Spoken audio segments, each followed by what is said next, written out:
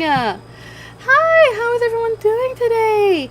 I hope everyone is having a wonderful, fantastic morning. Happy Thursday, everybody! I'm so happy to see you all here today. Well, I would be happy if everyone was here. Oh no. Early morning stream. Sometimes there's people, sometimes there's not. It's okay. It's okay. But I'm so happy. Oh, my phone went off. I should probably put that on Do Not Disturb. Excuse me. Yep. Anyway, hi, good morning. It is a lovely, very hot Thursday morning. I am already quite hot, quite tired. Good morning! Hello, Tessara! Good morning! Hello! Welcome! Thank you for being here today! I'm so happy that you could be here! Today we're going to be reading Holes by Louis Sachar. It is one of my favorite books and one of the best book-to-movie adaptations I have ever seen. It is lovely. It's a lovely book. Great movie, but I like the book just as much. I hope that you can enjoy our story today. I'm not the best at speaking, so please forgive me if I make many mistakes. I do have a bit of a speech impediment for those of you who are new and don't know, so sometimes I struggle with saying words. But I genuinely hope that you can enjoy today's reading stream today. So thank you for being here. Thank you for being here. I'm so happy. I hope you're having a wonderful morning. I just woke up not too long ago.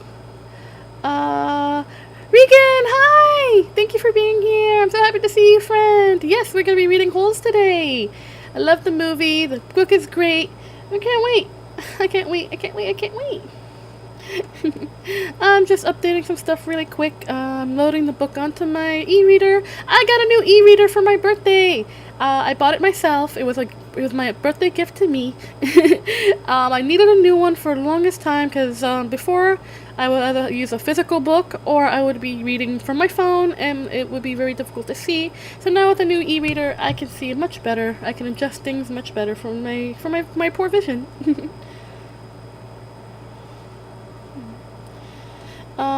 Just one moment, updating some stuff. Regan, how are you doing today, friend? I hope you had a great day. Oh, the movie. Oh, I love it so much. I love both the movie and I love the book and the movie. The movie is the most perfect adaptation of the book I have ever seen.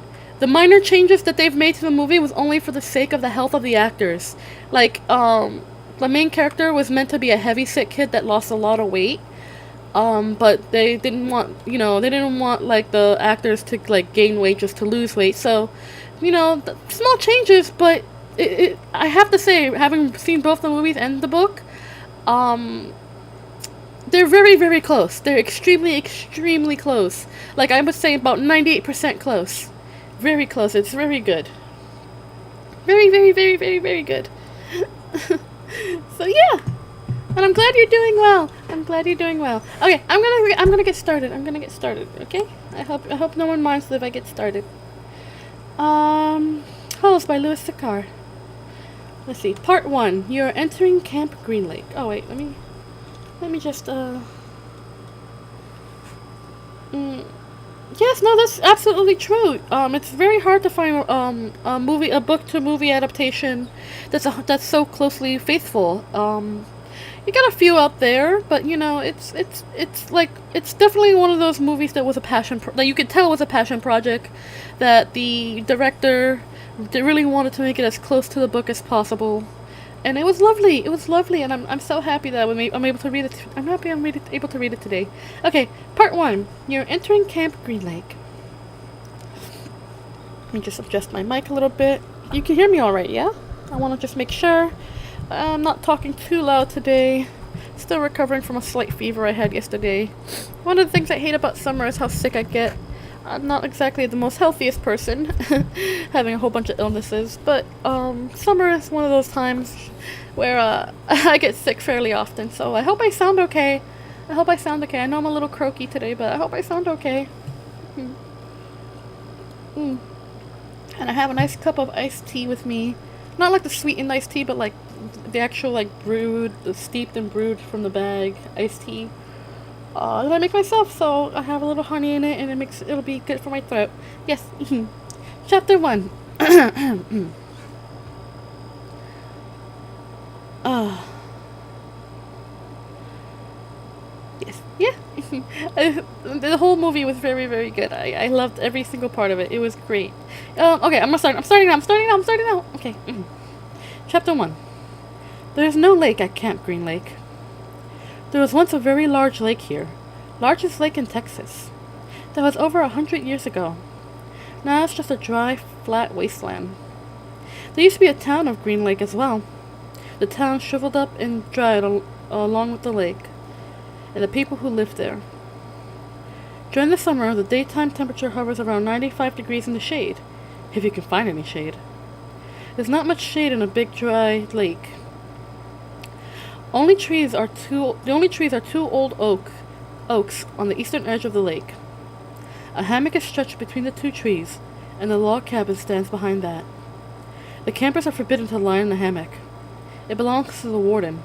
The warden owns the shade. Out on the lake, rattlesnakes and scorpions find shade under rocks and in the holes dug by the campers. Here's a good rule to remember. Here's a good rule to remember about rattlesnakes and scorpions. If you don't bother them, they won't bother you. Usually. Being bitten by a scorpion or even a rattlesnake is not the worst thing that can happen to you. You won't die. Usually. Sometimes a camper will try to be bitten by a scorpion or even a small rattlesnake. Then he will get to spend a day or two recovering in his tent instead of having to dig a hole out in the lake. But you don't want to be bitten by a yellow-spotted lizard. That's the worst thing that can happen to you. You will die a slow and painful death.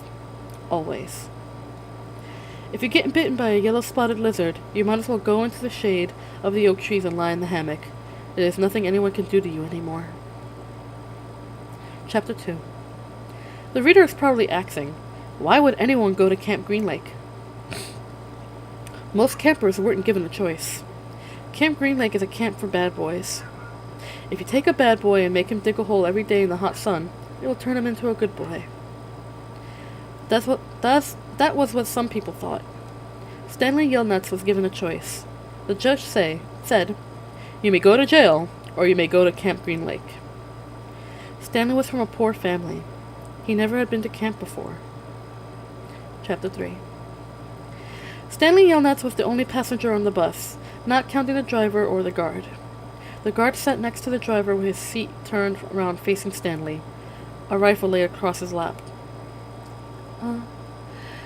Good morning, Engold. Thank you for being here. Welcome. We're reading holes. You didn't miss much. We just started. Thank you for being here. Good morning.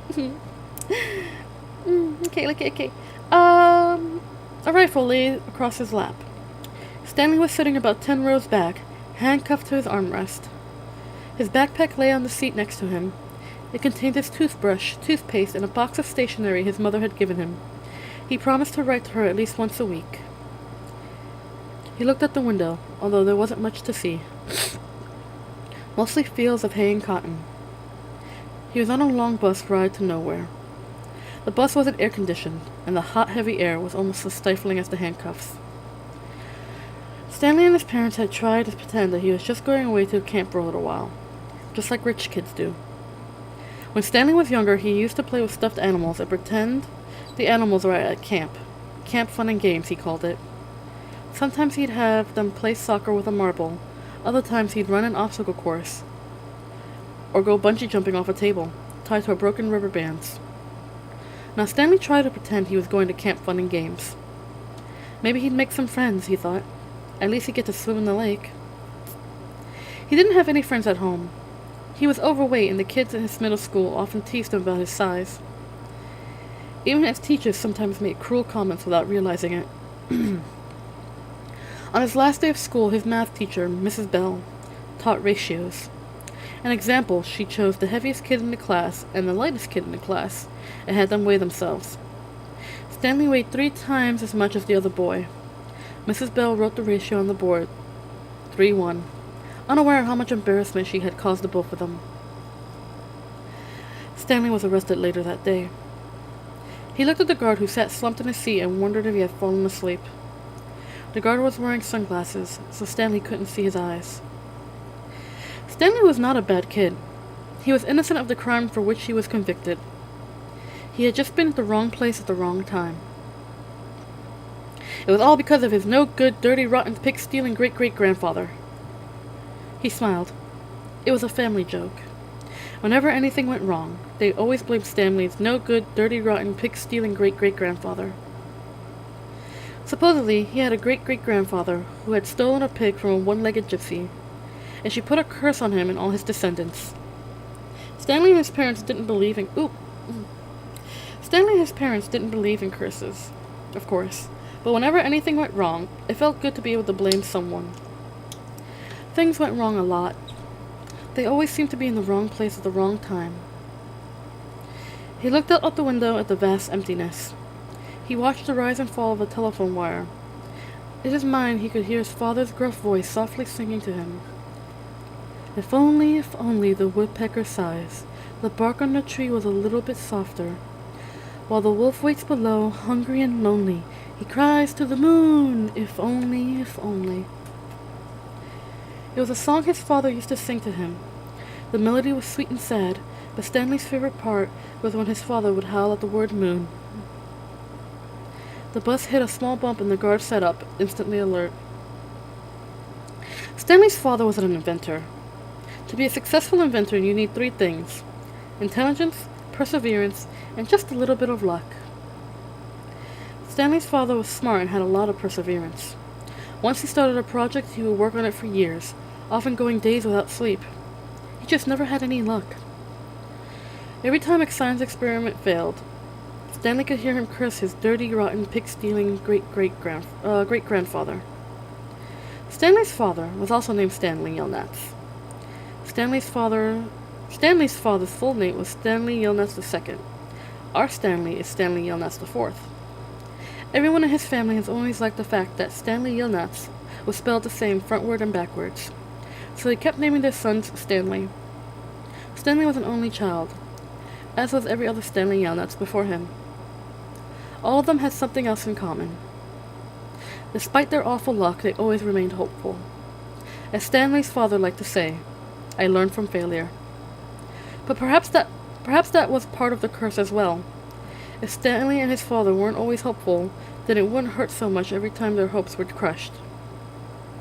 Not every Stanley Yelnats had been a failure, Stanley's mother often pointed out, whenever Stanley or his father became so discouraged that they actually started to believe in the curse.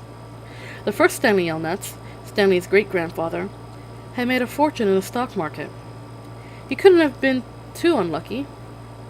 At such times, she neglected to mention the bad luck that befell the first Stanley Yelnats.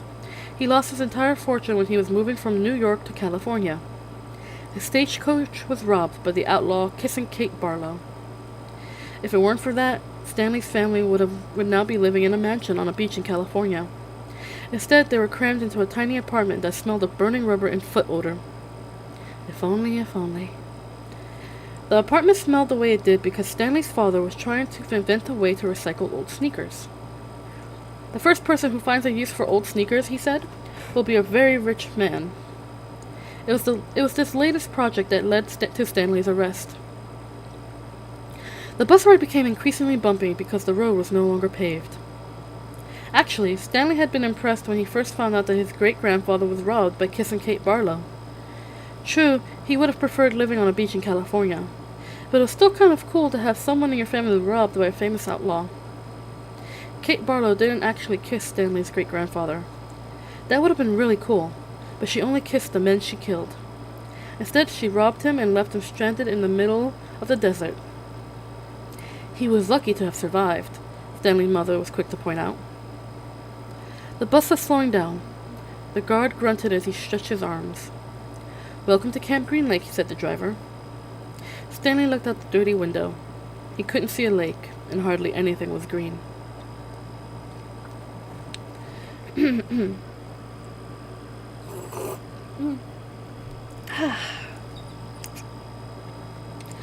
4. Stanley felt somewhat dazed as the guard unlocked his handcuffs and let him off the bus. He had been on the bus for over 8 hours. Be careful, the bus driver said as Stanley walked down the steps. He wasn't sure if the bus driver meant for him to be careful going down the steps, or if he's telling him to be careful at Camp Green Lake. Thanks for the ride, he said. His mouth was dry and his throat hurt. He stepped onto the hard, dry dirt. There was a band of sweat around his wrist where the handcuffs had been. The land was barren and desolate. He could see a few run-down buildings and some tents. Farther away there was a cabin beneath 2 tall trees. Those 2 trees were the only plant life he could see. There weren't even weeds. The guard led Stanley to a small building. A sign on front said, "You are entering Camp Green Lake Juvenile Correctional Facility." Next to it was another sign which declared that it was a violation of the Texas Penal Code to bring guns, explosives, weapons, drugs, or alcohol onto the premise. As Stanley read the sign, he couldn't help but think, well, duh. The guard led Stanley into the building, where he felt the welcome relief of air conditioning. A man was sitting with his feet up on a desk. He turned his head when Stanley and the guard entered, but otherwise didn't move. Even though he was inside, he wore sunglasses and a cowboy hat. He also held a can of soda, and the sight of it made Stanley even more aware of his own thirst. He waited while the bus guard gave the man some papers to sign. "That's a lot of sunflower seeds," said the bus guard. Stanley noticed a burlap sack filled with sunflower seeds on the floor next to the desk. "I quit smoking last month," said the man in the cowboy hat. He had a tattoo of a rattlesnake on his arm, and as he signed his name, the snake's rattle seemed to wriggle. "I used to smoke a pack a day. Now I eat a sack of these every week." The guard laughed. There must have been a small refrigerator behind his desk, because the man in the cowboy hat produced 2 small cans of soda. For a second, Stanley hoped that one might be for him, but the man gave one to the guard and said the other was for the driver. 9 hours here and 9 hours back, the guard grumbled. What a day. Stanley thought about the long, miserable bus ride and felt a little sorry for the guard and the bus driver. The man in the cowboy hat spit sunflower seed shells into a waste paper basket. He then walked around the desk to Stanley. "My name is Mr. Sir," he said. "Whenever you speak to me, you must call me by that name. Is that clear?" Stanley hesitated. Yes, Mr. Sir," he said, even though he couldn't imagine that was the man's real name. "You're not in the Girl Scouts anymore," Mr. Sir said. Stanley had to remove his clothes in front of Mr. Sir, who made sure he wasn't hiding anything. He was then given 2 sets of clothes and a towel. Each set consisted of a long-sleeved orange jumpsuit, an orange t-shirt, and yellow socks. Stanley wasn't sure if the socks had been yellow originally. He was also given white sneakers, an orange cap, and a canteen made of very heavy plastic, which unfortunately was empty. The cap had a piece of cloth sewn on the back of it for neck protection. Stanley got dressed. The clothes smelled like soap. Mr. Sir told him he should wear 1 set to work in and 1 set for relaxation. Laundry was done every 3 days. On that day, his work clothes would be washed, and the other set would become his work clothes, and he would get clean clothes to wear while resting. "You are to dig 1 hole each day, including Saturdays and Sundays. Each hole must be because Mr. Sir went on to explain that they started early to avoid the hottest part of the day. "No one is going to babysit you," he added. "The longer it takes for you to dig, the longer you will be out in the sun. If you dig up anything interesting, you are to report it to me or any of the counselors. When you finish, the rest of the day is yours." Stanley nodded to show he understood. "This isn't a Girl Scout camp," said Mr. Sir. He checked Stanley's backpack and allowed him to keep it. He then led Stanley outside into the blazing heat.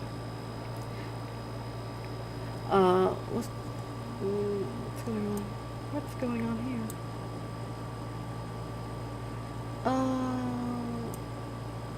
Okay.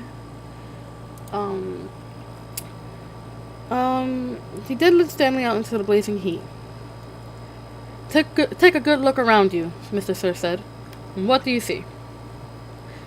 Stanley looked out across the vast wasteland. The air seemed thick with heat and dirt. "Not much," he said, then added hastily, "Mr. Sir." Mr. Sir laughed. "You see any guard towers?" "No." "How about an electric fence?" No, Mr. Sir. There's no fences at all, is there? No, Mr. Sir. You want to run away? Mr. Sir asked him. Stanley looked back at him, unsure what he meant. If you want to run away, go ahead, start running. I'm not going to stop you. Stanley didn't know what kind of game Mr. Sir was playing. I see you're looking at my gun. Don't worry, I'm not going to shoot you. He tapped his holster. This is for yellow-spotted lizards. I wouldn't waste a bullet on you. I'm not going to run away, Stanley said. Good thinking, said Mr. Sir. Nobody runs away from here. We don't need a fence. Know why? Because we've got the only water for 100 miles. You want to run away? You'll be buzzard food in 3 days. Stanley could see some kids dressed in orange and carrying shovels dragging themselves towards the tent. You thirsty? Asked Mr. Sir. Yes, Mr. Sir, Stanley said gratefully. Well, you better get used to it. You're going to be thirsty for the next 18 months. 5. There were 6 large gray tents, and each one had a black letter on it, A, B, C, D, E, or F. The first 5 tents were for the campers. The counselors slept in F. Stanley was assigned to D tent. Mr. Pendansky was his counselor. My name's easy to remember, said Mr.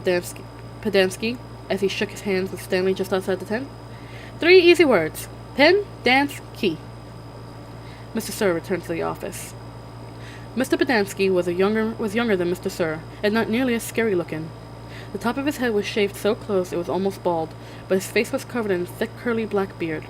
His nose was badly sunburned. Mr. Sir isn't really so bad, said Mr. Pendansky. He's just been in a bad mood ever since he quit smoking. The person you gotta worry about is the warden. There's really only one rule at Camp Green Lake. Don't upset the warden. Stanley nodded as if he understood. I want you to know, Stanley, that I respect you, Mr. Pendansky said. I understand you made some bad mistakes in your life. Otherwise you wouldn't be here. But everyone makes mistakes. You may have done some bad things, but that doesn't mean you're a bad kid. Stanley nodded. It seemed pointless to try and tell his counselor that he was innocent. He figured that everyone probably said that. He didn't want Mr. Pendansky to think he had a bad attitude. I'm going to help you turn your life around, said the counselor. But you're going to have to help, too. Can I count on your help? Yes, sir, said Stanley.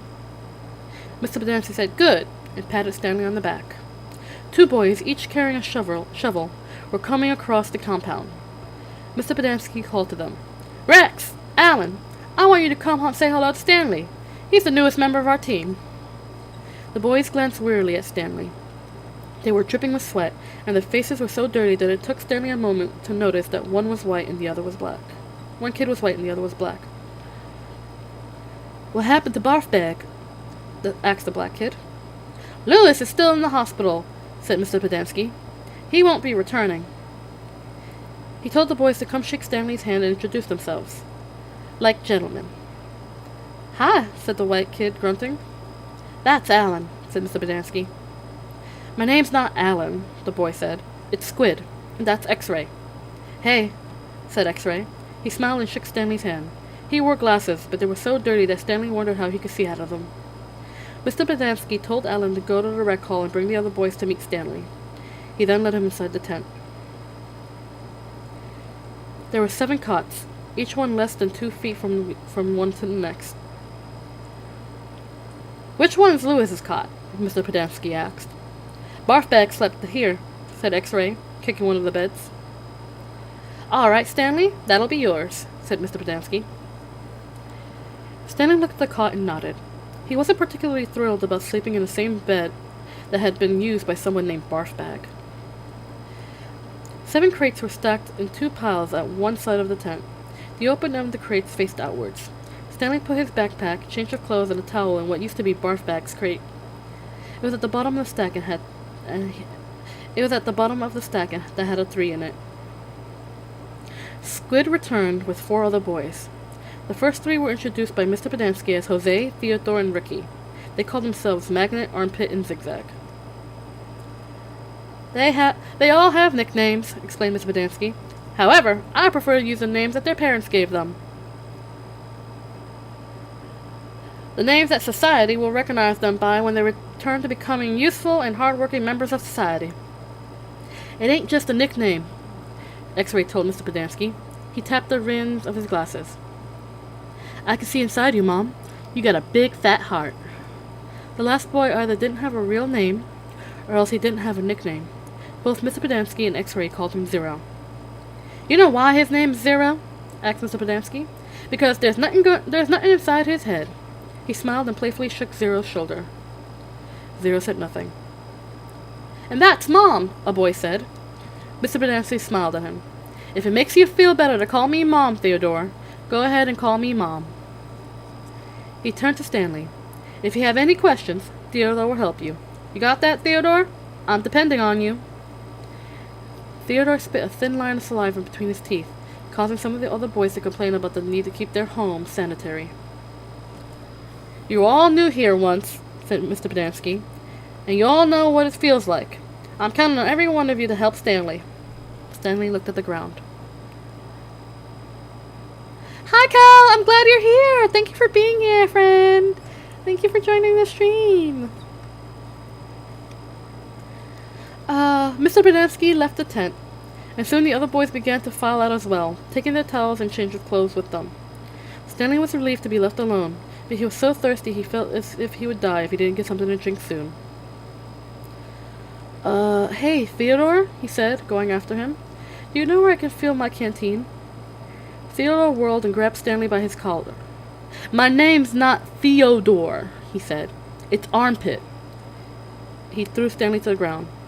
Stanley stood up at him, terrified. There's a water spigot on the wall of the shower stall. Thanks, Armpit, said Stanley. As he watched the boy turn and walk away, he couldn't for the life of him figure out why anyone would want to be called Armpit. In a way, it made him feel a little better about having to sleep in a cot that had been used by someone named Barfbag. Maybe it was a term of respect. Stanley took a shower, if you could call it that, ate dinner, if you could call it that, and went to bed, if you can call that smelly, scratchy cot a bed. Because of the scarcity of water, each camper was only allowed a 4-minute shower. It took Stanley nearly that long to get used to the cold water. There was no knob for hot water. He kept stepping into and then jumping back from the spray until the water shut off automatically. He never managed to use his bar of soap, which was just as well, because he wouldn't have time to rinse off the suds. Dinner was some kind of stewed meat and vegetables. The meat was brown and the vegetables had once been green. Everything tasted pretty much the same. He ate it all and used his slice of white bread to mop up the juice. Stanley had never been one to leave food on his plate, no matter how it tasted. What did you do? One of the campers asked him. At first, Stanley didn't know what he meant. The reason they sent you here. Oh, he realized. I stole a pair of sneakers. The other boys thought it was funny. Stanley wasn't sure why. Maybe because their crimes were a lot worse than stealing shoes. From a store, or were they on someone's feet? Asked Squid. Neither, Stanley answered. They belonged to Clyde Livingston. No one would believe him. Sweet feet, said X-Ray. Yeah, right. No way, said Squid. Now, as Stanley laid on his cot, he thought it was kind of funny in a way.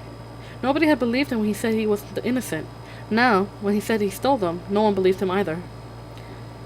Clyde Sweet Feet Livingston was a famous baseball player. He led the American League in stolen bases over the last 3 years. He was also the only player in history to ever hit 4 triples in one game.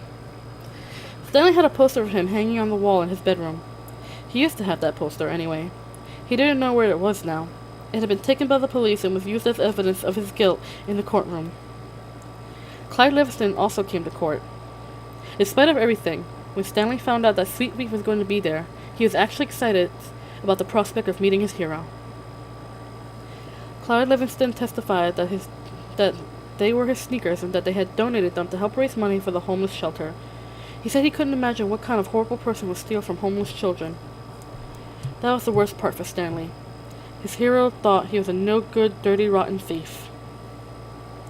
As Stanley tried to turn over on his cot, he was afraid it was going to collapse under all his weight. He barely fit in it. When he finally managed to roll over on his stomach, The smell was so bad that he had to turn over again and try to sleep on his back. The cot smelled like sour milk. Though it was night, the air was still very warm. Armpit was snoring 2 cots away. Back at school, a bully named Derek Dunn used to torment Stanley. The teachers never took Stanley's complaints seriously, because Derek was so much smaller than Stanley. Some teachers even seemed to find it amusing that a little kid like Derek could pick on someone as big as Stanley. On the day Stanley was arrested, Derek had taken Stanley's notebook, and after a long game of come and get it, finally dropped it in the toilet in the boys' restroom. By the time Stanley retrieved it, he had missed his bus and had to walk home. It was while walking home, carrying his wet notebook, with the prospect of having to copy the ruined pages, that sneakers fell from the sky. I was walking home and the sneakers just fell from the sky, he had told the judge. One hit me on the head. It had hurt, too. They hadn't exactly fallen from the sky. He had just walked out from under a freeway overpass when the shoe hit him on the head. Stanley took it as some kind of sign. His father had been trying to figure out a way to recycle old sneakers, and suddenly a pair of sneakers fell on top of him, seemingly out of nowhere, like a gift from God. Naturally, he had no way of knowing that these belonged to Clyde Livingston. In fact, the shoes were anything but sweet. Whoever had worn them had a bad case of foot odor. Stanley couldn't help but think that there was something special about the shoes, that they would somehow provide the key to his father's invention. It was too much of a coincidence to be a mere accident. Stanley had felt like he was holding Destiny's shoes. He ran. Thinking back now, he wasn't sure why he ran. Maybe he was in a hurry to bring the shoes to his father, or maybe he was trying to run away from his miserable and humiliating day at school. A patrol car had pulled alongside him, a policeman asking him why he was running. Then he took the shoes and made a call on his radio. Shortly thereafter, Stanley was arrested. It turns out the sneakers had been stolen from a display at the homeless shelter. That evening, rich people were going to come to the shelter and pay $100 to eat the food that the poor people ate every day for free. Clyde Livingston, who had once lived at the shelter when he was younger, was going to speak and sign autographs. His shoes would be auctioned, and it was expected that they would sell for over $5,000. All the money would go to help the homeless. Because of the baseball schedule, Stanley's trial was delayed several months. His parents couldn't afford a lawyer. "You don't need a lawyer," his mother had said. "Just tell the truth." Stanley told the truth, but perhaps it would have been better if he had lied a little. He could have said he found the shoes on the street. No one believed that they fell from the sky. It wasn't destiny, he realized. It was his no-good, dirty, rotten, pig-stealing great-great-grandfather. The judge called Stanley's crime despicable. Those shoes were valued at over $5,000. It was money that would provide food and shelter for the homeless, and you stole them from them just so you could have a souvenir. The judge said that there was an opening at Camp Green Lake, and he suggested that the discipline of the camp might improve Stanley's character. It was either that or jail. Stanley's parents asked if they could have some time to find out more about Camp Green Lake, but the judge advised them to make a quick decision. Vacancies don't last long at Camp Green Lake. Always get a lawyer. Lawyers are expensive. And Stanley grew up fairly he grew up fairly poor, like a low-income family. So it can be very hard to afford a lawyer. Not many lawyers like to do pro bono work unless it's like, something that they have to do for the year, So it can be very difficult. Chapter 7. The shovel felt heavy in Stanley's soft, fleshy hands. He tried to jam it into the earth, but the blade... It seemed that he had only just gotten to sleep when Mr. Pedamsky came in and woke everyone up.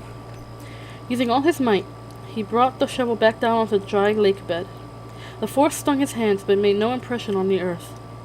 He wondered if he had a defective shovel. He glanced at Zero, about 15 feet away, who scooped out a shovelful of dirt and dumped it on a pile that was already almost a foot tall. For breakfast, they had been served some kind of lukewarm cereal. The best part was the orange juice. They each got a pint carton. The cereal actually didn't taste too bad, but it smelled just like his cot. Then they filled their canteens, got their shovels, and were marched out across the lake. Each group was assigned a different area. The shovels were kept in a shed near the showers. They all looked the same to Stanley, although X-Ray had his own special shovel, which no one else was allowed to use. X-Ray claimed that it was shorter than the others, but if it was only by a fraction of an inch. The shovels were 5 feet long, from the tip of the steel blade to the end of the wooden shaft. Stanley's hole would have to be as deep as his shovel, and he had to be able to lay the shovel flat across the bottom, in any direction. That was why X-Ray wanted the shortest shovel. The lake was so full of holes and mounds that it reminded Stanley of pictures he'd seen of the moon. "If you find anything interesting or unusual," Mr. Bodansky had told him, you should report it either to me or Mr. Sir when we come around with the water truck. If the warden likes what you found, you get the rest of the day off." "What are we supposed to be looking for?" Stanley asked him. "You're not looking for anything. You're digging to build character. It's just if you find anything, the warden would like to know about it." He glanced helplessly at his shovel. It wasn't defective. He was defective. He noticed a thin crack in the ground. He placed the point of his shovel on top of it and jumped on the back of the blade with both feet. The shovel sank a few inches into the packed earth. He smiled. For once in his life it paid to be overweight. He leaned on the shaft and pried up his first shovel full of dirt, then dumped it off on the side. Only 10 million more to go, he thought, and placed the shovel back into the crack and jumped on it again. He unearthed several shovelfuls of dirt in this manner before it occurred to him that he was dumping his dirt within the perimeter of his hole. He laid his shovel flat on the ground and marked where the edges of the hole would be. 5 feet was awfully wide. He moved the dirt he had already dug up out past his mark. He took a drink from his canteen. 5 feet would be awfully deep, too. The digging got easier after a while. The ground was the hardest at the surface, where the sun had baked the crust about 8 inches deep. Beneath that, the earth was looser, but by this time Stanley broke past the crust. A blister had formed in the middle of his right thumb, and it hurt to hold the shovel. Stanley's great-great-grandfather was named Louis Yelnats. He was born in Latvia. When he was 15 years old, he fell in love with Myra Menke. He didn't know that he was Stanley's great-grandfather. Myra Menke was 14. She would turn 15 in 2 months, at which time her father decided she should be married. Elia went to her father to ask for her hand, but so did Igor Barkov, the pig farmer. Igor was 57 years old. He had a red nose and fat, puffy cheeks. "I will trade you my fattest pig for your daughter," Igor offered. "And what have you got?" Myra's father asked Elia. "A heart full of love," said Elia. "I'd rather have a fat pig," said Myra's father. Desperate, Elia went to see Madame Zeroni, an old Egyptian woman who lived on the edge of town. He had become friends with her, although she was quite a bit older than him. She was even older than Igor Barkov. The other boys of his village liked to mud wrestle. Elia preferred visiting Madame Zeroni and listening to her many stories. Madame Zeroni had dark skin and a very wide mouth. When she looked at you, her eyes seemed to expand, and you felt like she was looking right through you. "Elia, what's wrong?" she asked, before he even told her he was upset. She was sitting in a homemade wheelchair. She had no left foot. Her leg stopped at the ankle. I'm in love with Myra Menke," Elia confessed, "but Igor Barkov has offered to trade his fattest pig for her. I can't compete with that." "Good," said Madame Zeroni. "You're too young to get married. You've got your whole life ahead of you." "But I love Myra." "Myra's head is as empty as a flower pot." "But she is beautiful." "So is a flower pot. A flower pot. Can she push a plow? Can she milk a goat? No, she's too delicate. Can she have an intelligent conversation? No, she's silly and foolish. Will she take care of you when you're sick? No, she's spoiled and only wants you to take care of her. So she is beautiful, so what? Tui." Madame Zeroni spat in the dirt. She told Elia that he should go to America. "Like my son. That's where your future lies, not with Myra Menke." But Elia would hear none of that. He was 15, and all he could see was Myra's shallow beauty. Madame Zeroni hated to see Elia so forlorn. Against her better judgment, she agreed to help him. "It just so happens my sow gave birth to a litter of piglets yesterday," she said. "There is one little runt whom she won't suckle. You may have him. He would die anyway. Madame Zeroni led Elia around the back of her house where she kept her pigs. Elia took the tiny piglet, but he didn't see what good it would do him. It wasn't much bigger than a rat. He'll grow, Madame Zeroni assured him. Do you see that mountain on the edge of the forest? Yes, said Elia. On the top of the mountain, there's a stream where the water runs uphill. You must carry the piglet every day to the top of the mountain and let it drink from the stream. As it drinks, you are to sing to him. She taught Elia a special song to sing to the pig. On the day of Myra's 15th birthday, you should carry the pig up the mountain for the last time. Then take it directly to Myra's father. It'll be fatter than any of Igor's pigs. If it's that big and fat, asked Elia, how will I be able to carry it up the mountain? The piglet is not too heavy for you now, is it? Asked Madame Zeroni. Of course not, said Elia. Do you think it will be too heavy for you tomorrow? No. Every day you will carry the pig up the mountain. It will get a little bit bigger, and you will get a little bit stronger. After you give the pig to Myra's father, I want you to do one more thing for me. Anything, said Elia. I want you to carry me up the mountain. I want to drink from the stream, and I want you to sing the song to me. Elia promised he would. Madame Zeroni warned that if he failed to do this, he and his descendants would be doomed for all of eternity. At the time, Elia thought nothing of the curse. He was just a 15-year-old kid, and eternity didn't seem much longer than a week from Tuesday. Besides, he liked Madame Zeroni, and would be glad to carry her up the mountain. He would have done it right then and there, but he wasn't strong enough yet. Stanley was still digging. His hole was about 3 feet deep, but only in the center. It sloped upwards onto the edges. The sun had only just come up over the horizon, and he could already feel its hot rays against his face. As he reached down to pick up his canteen, he felt a sudden rush of dizziness and put his hands on his knees to steady himself. For a moment he was afraid he would throw up, but the moment passed. He drank the last drop of water from his canteen. He had blisters on every one of his fingers and one in the center of each palm. Everyone else's holes were a lot deeper than his. He couldn't actually see their holes, but he could tell by the size of the dirt piles. He saw a cloud of dust moving across the wasteland and noticed that the other boys had stopped digging and were watching it too. The dirt cloud moved closer, and he could see that it trailed behind a red pickup truck. The truck stopped near where the boys were digging, and the boys lined up behind it. X-ray in front, Zero at the rear. Stanley got in line behind Zero. Mr. Sir filled each of the canteens from a tank of water in the bed of the pickup. As he took Stanley's canteen from him, he said, "This isn't the Girl Scouts, is it?" Stanley raised and lowered a shoulder. Mr. Sir followed Stanley back to his hole to see how he was doing. "You better get with it," he said, "or else you're going to be digging in the hottest part of the day." He popped some sunflower seeds into his mouth, deftly removed the shells with his teeth, and spat them into Stanley's hole. Every day Elia carried the little pig up the mountain and sang to it as he drank from the stream. As the pig grew fatter, Elia grew stronger. On the day of Myra's 15th birthday, Elia's pig weighed over 50 stones.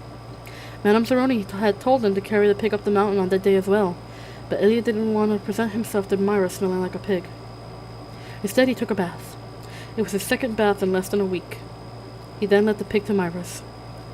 Igor Barkov was there with his pig as well. These are 2 of the finest pigs I have ever seen," Myra's father declared. He was also impressed with Elia, who seemed to have grown bigger and stronger in the last 2 months. "I used to think you were a good-for-nothing book reader," he said, "but now I see you could be an excellent mud wrestler." "May I marry your daughter?" Elia boldly asked. "First, I must weigh the pigs." Alas, poor Elia should have carried his pig up the mountain one last time. The 2 pigs weighed exactly the same. Stanley's blisters had ripped open, and new blisters formed.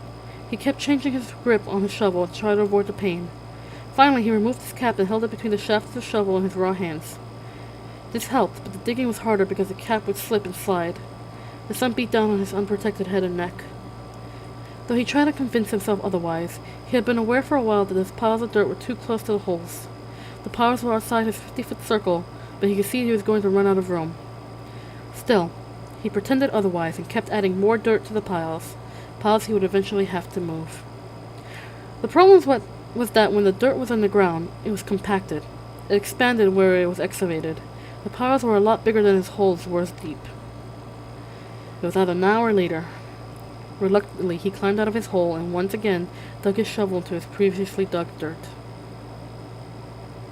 Myra's father had gone down on his hands and knees and closely examined each pig, tail to snout. "Those are two of the finest pigs I have ever seen," he said at last. "How am I going to decide? I only have one daughter."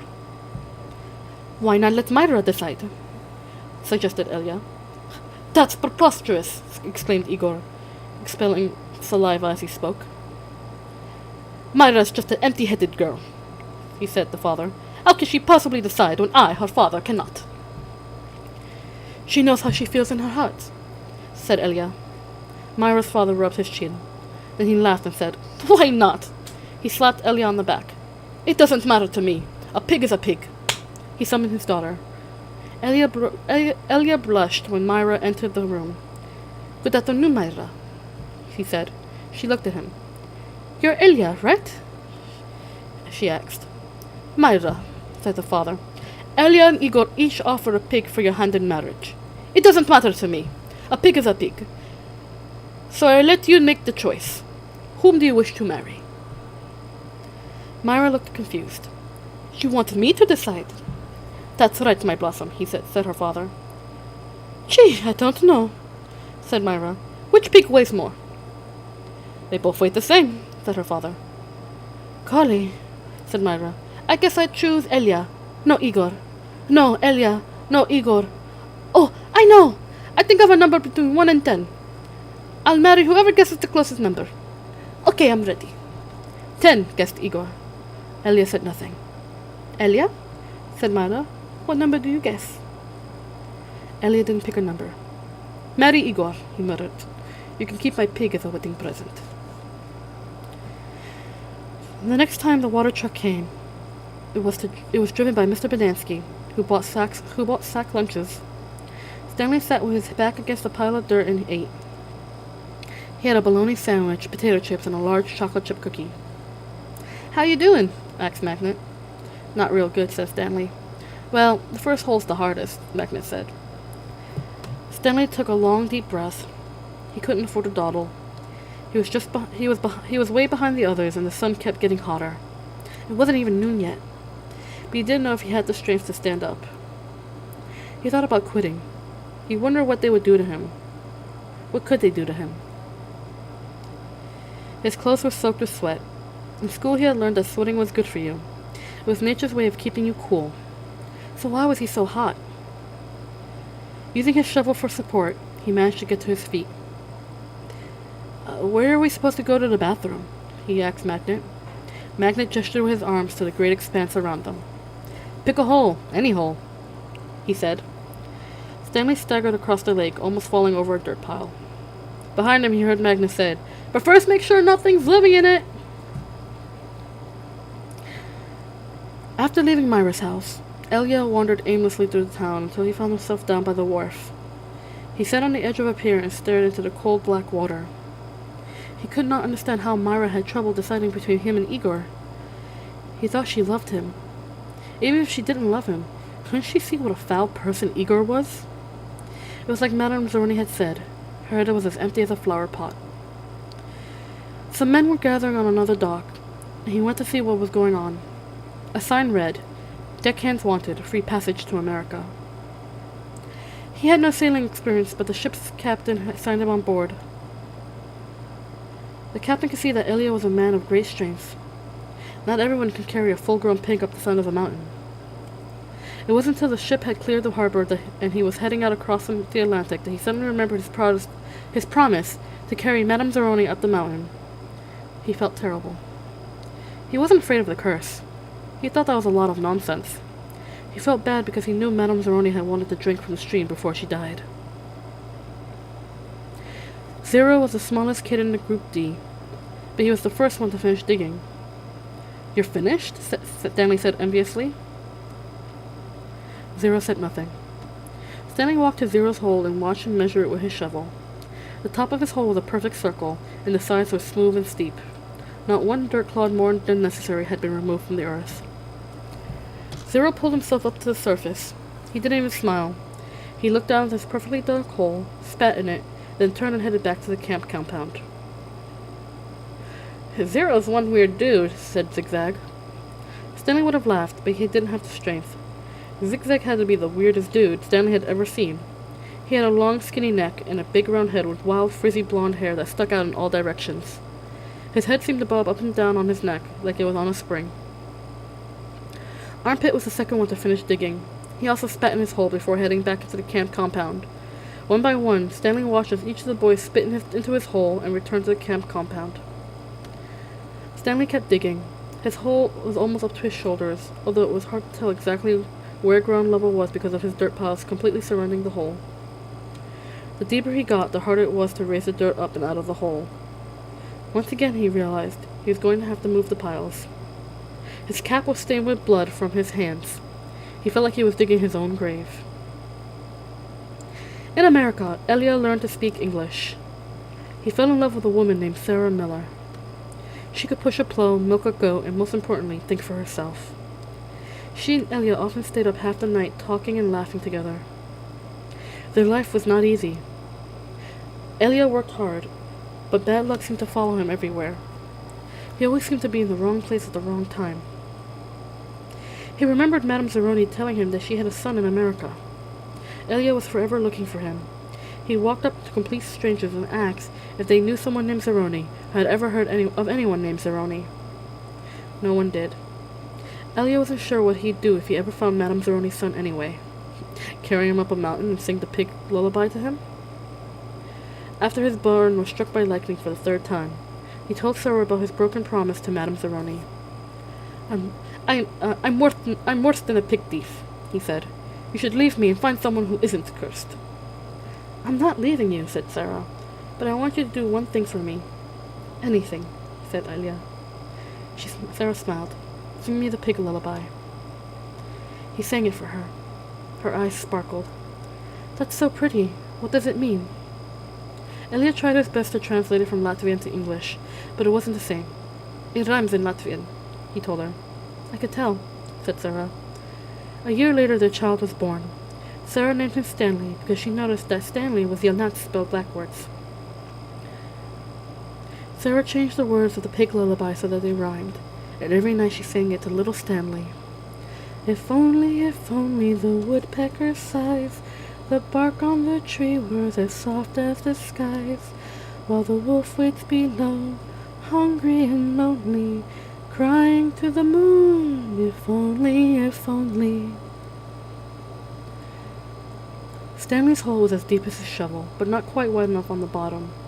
He grimaced as he sliced off a chunk of dirt, then raised it up and flung it onto the pile. He laid his shovel back down on the bottom of his hole, and to his surprise, it fit. He rotated and only had to chip off a few chunks of dirt here and there before he could lie flat across his hole in every direction. He heard the water truck approaching and felt a strange sense of pride at being able to show Mr. Sir or Mr. Badansky that he had dug his first hole. He put his hands on the rim and tried to pull himself up. He couldn't do it. His arms were too weak to lift his heavy body. He used his legs to help, but he just didn't have any strength. He was trapped in his hole. It was almost funny, but he wasn't in the mood to laugh. "Stanley?" he heard Mr. Badansky call. Using his shovel, he tugged 2 footholes into the wall. He climbed up to see Mr. Badansky walking over to him. "I was afraid you fainted," Mr. Badansky said. "You wouldn't have been the first." "I'm finished," said Stanley, putting his blood-spotted cap back on his head. "All right," said Mr. Badansky, raising his hands for a high five, but Stanley ignored it. He didn't have the strength. Mr. Badansky lowered his hands and looked down at Stanley's hole. "Well done," he said. "You want to ride back?" Stanley shook his head. "I'll walk." Mr. Badansky climbed back into the truck without filling Stanley's canteen. Stanley waited for him to drive away, then took another look at his hole. He knew it was nothing to be proud of, but he still felt proud nonetheless. He sucked up his last bit of saliva and spat. Chapter 8. A lot of people don't believe in curses. A lot of people don't believe in yellow-spotted lizards either, but if one bites you, it doesn't make a difference whether you believe it or not. Actually, it is kind of odd that scientists named the lizard after its yellow spots. Each lizard had exactly 11 yellow spots, but the spots are hard to see on its yellow-green body. The lizard is from 6 to 10 inches long and has big red eyes. In truth, its eyes are yellow, and it's the skin around the eyes which is red, but everyone always speaks of its red eyes. It also has black teeth and a milky white tongue. Looking at one, you would have thought it should have been named a red-eyed lizard, or a black-toothed lizard, or perhaps a white-tongued lizard. If you've ever been close enough to see the yellow spots, you're probably dead. The yellow-spotted lizards like to live in holes, which offers shade from the sun and protection from predatory birds. Up to 20 lizards may live in one hole. They have strong, powerful legs and can leap out of very deep holes to attack their prey. They eat small animals, insects, certain cactus, and the shell of sunflower seeds. Stanley stood in the shower and let the cold water pour over his hot and sore body. It was 4 minutes of heaven. For a second day in a row, he didn't use soap. He was too tired. There was no roof over the shower building, and the walls were raised up 6 inches off the ground except in the corners. There was no drain on the floor. The water ran out under the walls and evaporated quickly in the sun. He put on his clean set of orange clothes. He returned to his tent, put his dirty clothes in the crate, got out his pen and box of stationery, and headed to the rec room. A sign on the door said rec room. Nearly everything in the room was broken. The TV, the pinball machine, the furniture, even the people looked broken, with their worn-out bodies sprawled over the various chairs and sofas. X-Ray and Armpit were playing pool. The surface of the table reminded Stanley of the surface of the lake. It was full of bumps and holes because so many people had carved their initials into the felt. There was a hole in the far wall, and an electric fan had been placed in front of it. Cheap air conditioning. At least the fan worked. As Stanley made his way across the room, he tripped over an outstretched leg. "Hey, watch it!" said an orange lump on the chair. "You watch it," muttered Stanley, too tired to care. "What did you say?" the lump demanded. "Nothing," said Stanley. The lump rose. He was almost as big as Stanley and a lot tougher. "You said something." He poked a fat finger in Stanley's neck. "What did you say?" A crowd quickly formed around them. "Be cool," said X-Ray. He put his hand on Stanley's shoulder. "You don't want to mess with the caveman," he warned. "The caveman's cool," said Armpit. "I'm not looking for trouble," Stanley said. "I'm just tired, that's all." The lump grunted. X-Ray and Armpit led Stanley over to the couch. Squid slid over to make room as Stanley sat down. "Did you see the caveman back there?" X-Ray asked. "The caveman's one tough dude," said Squid, and he lightly punched Stanley's arm. Stanley leaned back against the torn-up vinyl upholstery. Despite his shower, his body still radiated heat. "I wasn't trying to start anything," he said. The last thing he wanted to do after killing himself all day on the lake was to get in a fight with a boy called Caveman. He was glad X-Ray and Armpit had come to his rescue. "Well, how'd you like your first hole?" asked Squid. Stanley groaned, and the other boys laughed. "Well, the first hole's the hardest," said Stanley. "No way," said X-Ray. "The second hole's a lot harder. You're hurting before you even get started. If you think you're sore now, just wait until you tell how you feel tomorrow morning. Ain't that right?" "That's right," said Squid. "Plus, the fun is gone," said X-Ray. "The fun?" asked Stanley. "Don't lie to me," said X-Ray. "I bet you always wanted to dig a big hole, right? Am I right?" Stanley had never really thought about it before, but he knew better than to tell X-Ray he wasn't right. "Every kid in the world wants to dig a great big hole," said X-Ray.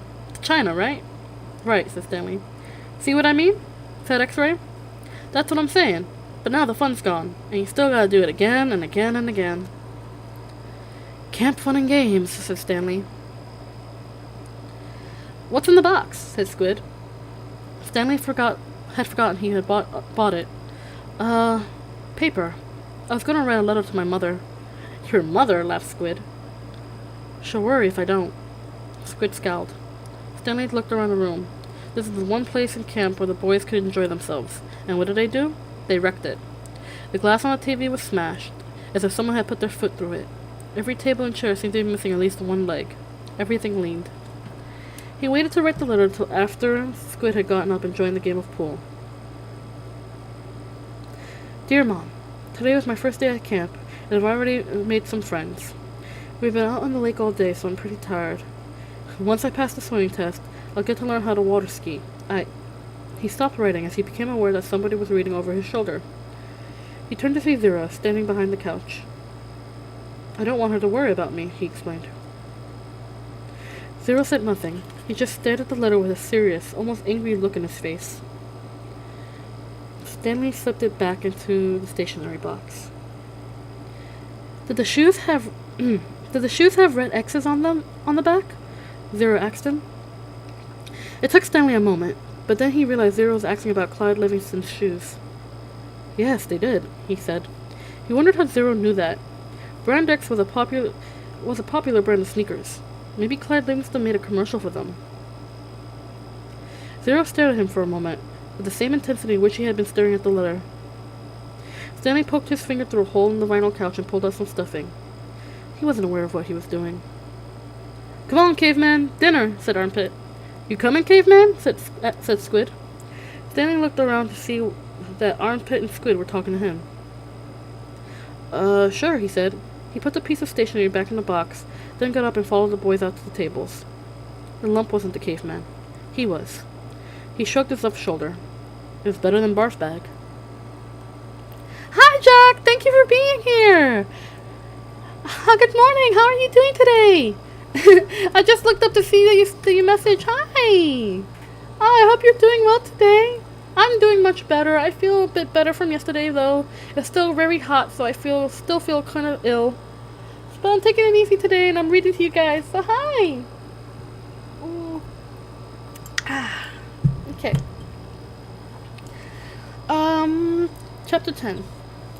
Stanley had no trouble falling asleep, but morning came much too quickly. Every muscle and joint in his body ached as he tried to get out of bed. He didn't think it was possible, but his body hurt worse than it had the day before. It wasn't just his arms and back, but his legs, ankle, and waist also hurt. The only thing that got him out of bed was knowing that every second he wasted meant he was 1 second closer to the rising of the sun. He hated the sun. He could hardly lift a spoon during breakfast, and then when he was out on the lake, his spoon replaced by a shovel.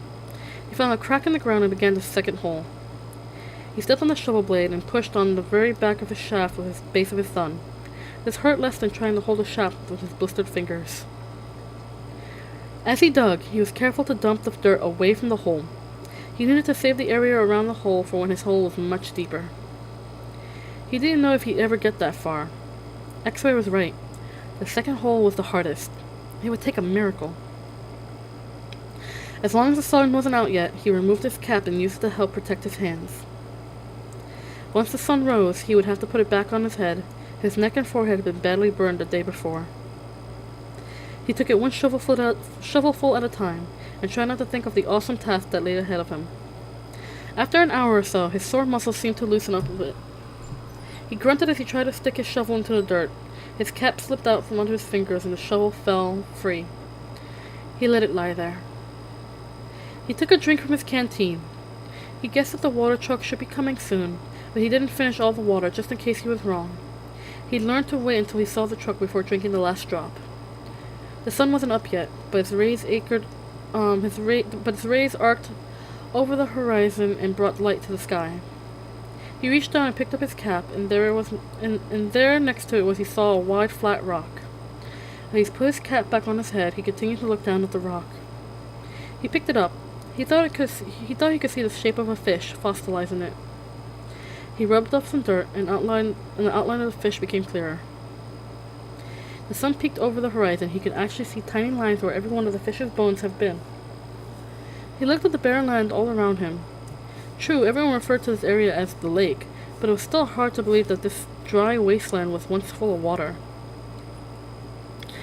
Then he remembered what Mr. Sir and Mr. Pedansky had both said. If he dug up anything interesting, he should report it to one of them. If the warden liked it, he would get the rest of the day off. He looked back down on his fish. He'd found his miracle. He continued to dig, though very slowly, as he waited for the water truck. He didn't want to bring attention to his find, afraid that one of the boys might try to take it from him. He tossed the rock, face side down, back beside his dirt pile, as if it had no special value. A short while later, he saw the cloud of dirt heading across the lake. The truck stopped, and the boys lined up. The boys lined up in the same order, Stanley realized, no matter who got there first. X-Ray was always at the front of the line. Then came Armpit and Squid, Zigzag, Magnet, and Zero.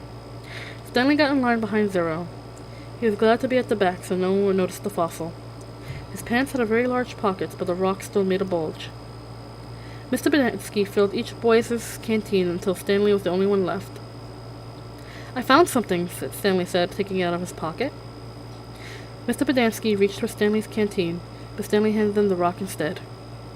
What's this? It's a fossil, said Stanley. See the fish? Mr. Badansky looked at it again. See, you can even see all of his little bones, said Stanley. Interesting, said Mr. Badansky. Let me have your canteen. Stanley handed it to him. Mr. Badansky filled it and then returned it. So do I get the rest of the day off? What for? You know, you said if I found something interesting, the warden would give me a day off. Mr. Badansky laughed as he gave the fossil back to Stanley. Sorry, Stanley. The warden isn't interested in fossils. Let me see that, said Magnet, taking the rock from Stanley. Stanley continued to stare at Mr. Badansky. Hey, Zig, dig this rock. Cool, said Zigzag. Stanley saw his fossil being passed around. I don't see nothing, said X-Ray. He took off his glasses, wiped them on his dirty clothes, and put them back on. See, look at the little fishy, said Armpit. 11. Stanley returned to his hole. It wasn't fair. Mr. Badansky had even said his fossil was interesting. He slammed his shovel into the ground and pried up another piece of earth. After a while, he noticed X-Ray had come by and was watching him dig. Hey, caveman, let me talk to you for a second, said X-Ray. Stanley put down his shovel and stepped out of his hole. Say, listen, said X-Ray. If you find something else, give it to me, okay? Stanley wasn't sure what to say. X-Ray was clearly the leader of the group, and Stanley didn't want to get on his bad side. You're new here, right? Said X-Ray. I've been here for almost a year. I've never found anything. You know, my eyesight's not so good. No one knows this, but you know why my name is X-Ray? Stanley shrugged one shoulder. It's Pig Latin for Rex. That's all. I'm too blind to find anything. Stanley tried to remember how Pig Latin worked. I mean, X-Ray went on, why should you get a day off when you've only been here a couple of days? If anyone gets a day off, it should be me. That's only fair, right? I guess, Stanley agreed. X-Ray smiled. You're a good man, caveman. Stanley picked up his shovel. The more he thought about it, the more he was glad that he agreed to let X-Ray have anything he might find. If he was going to survive at Camp Green Lake, it was far more important that X-Ray think he was a good guy than it was for him to get one day off. Besides, he didn't expect to find anything anyway. There probably wasn't anything of interest out there, and even if there was, he'd never been what you'd call lucky. He slammed his blade into the ground, then dumped it out another shovel full of dirt. It was a little surprising, he thought, that X-Ray was the leader of the group, since he obviously wasn't the biggest or toughest. In fact, except for Zero, X-Ray was the smallest. Armpit was the biggest. Zigzag may have been taller than Armpit, but that was only because of his neck, yet Armpit and all the others seemed to be willing to do whatever X-Ray asked of them. As Stanley dug up another shovel full of dirt, it occurred to him that Armpit wasn't the biggest. He, the caveman, was bigger. He was glad they called him Caveman. It meant that they accepted him as a member of the group. He would have been glad even if they had called him Barfbag. It was really quite remarkable to him. At school, bullies like Derek Dunn used to pick on him, yet Derek Dunn would be scared senseless by any of the boys here. As he dug his hole, Stanley thought what it would be like if Derek Dunn had a fight with Armpit or Squid. Derek wouldn't stand a chance.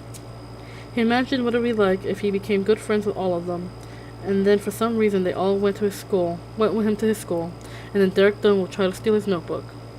Just what do you think you're doing? Asked Squid as he slammed his hand into Derek Dunn's smug face. Caveman's our friend, said Armpit, grabbing him by the shirt collar. Stanley played the scene over and over again in his mind, each time watching another boy from Group D beat up Derek Dunn. It helped him dig his hole and ease his own suffering. Whatever pain he felt was being felt 10 times worse by Derek. 12. Again, Stanley was the last one to finish digging. It was late afternoon. He dragged himself back to the compound. This time he would have accepted a ride on the truck if it was offered. When he got to the tent, he found Mr. Badansky and the other boys sitting in a circle on the ground. Welcome, Stanley, said Mr. Badansky. Hey, caveman, you got your hole dug? Asked Magnet. He managed to nod. You spit in it? Asked Squid. He nodded again. You're right, he said to X-Ray. The second hole's the hardest. X-Ray shook his head. The third hole's the hardest, he said. Come join our circle, said Mr. Bodansky. Stanley plopped down between Squid and Magnet. He needed to rest up before taking a shower. We've been discussing what we want to do with our lives, said Mr. Bodansky.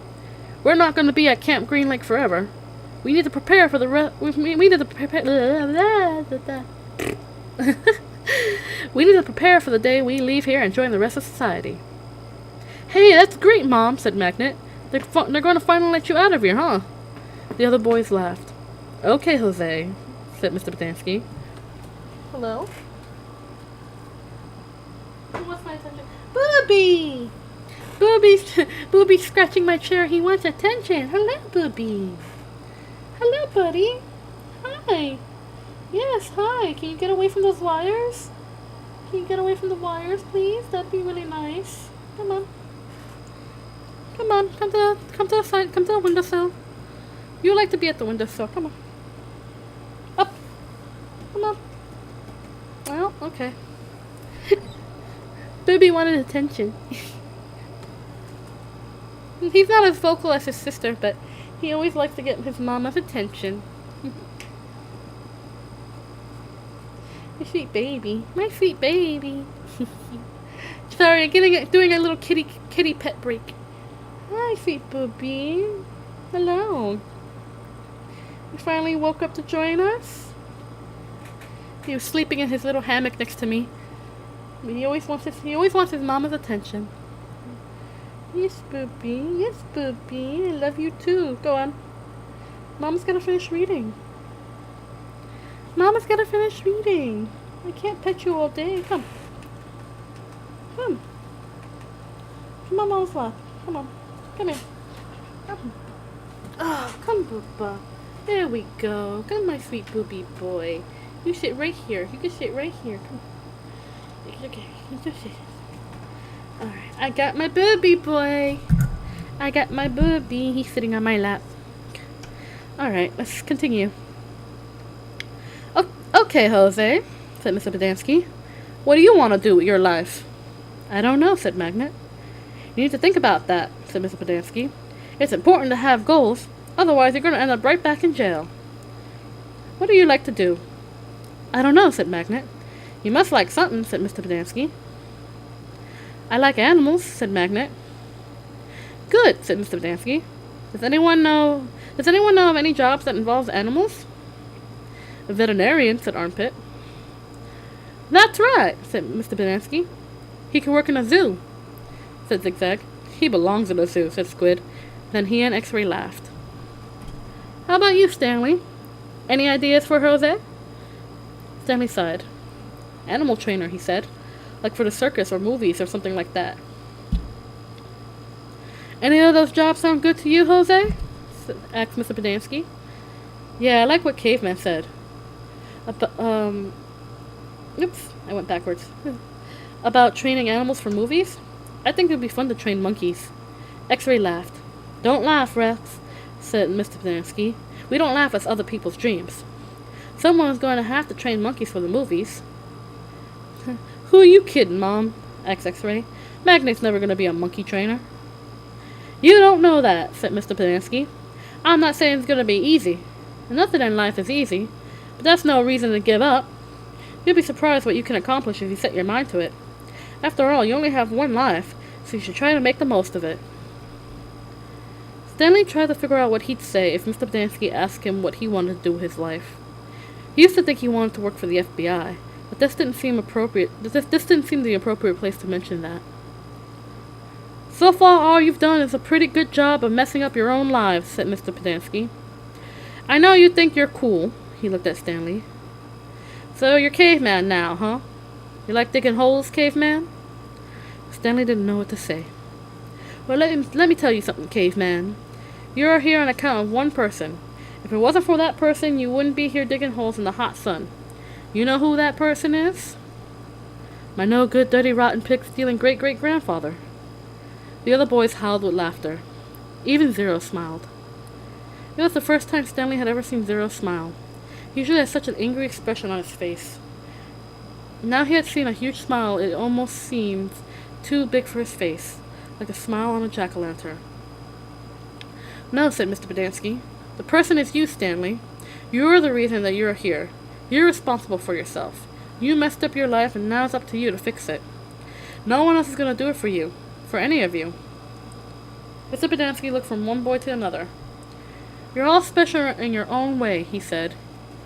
You all got something to offer. You have to think about what you want to do, then do it.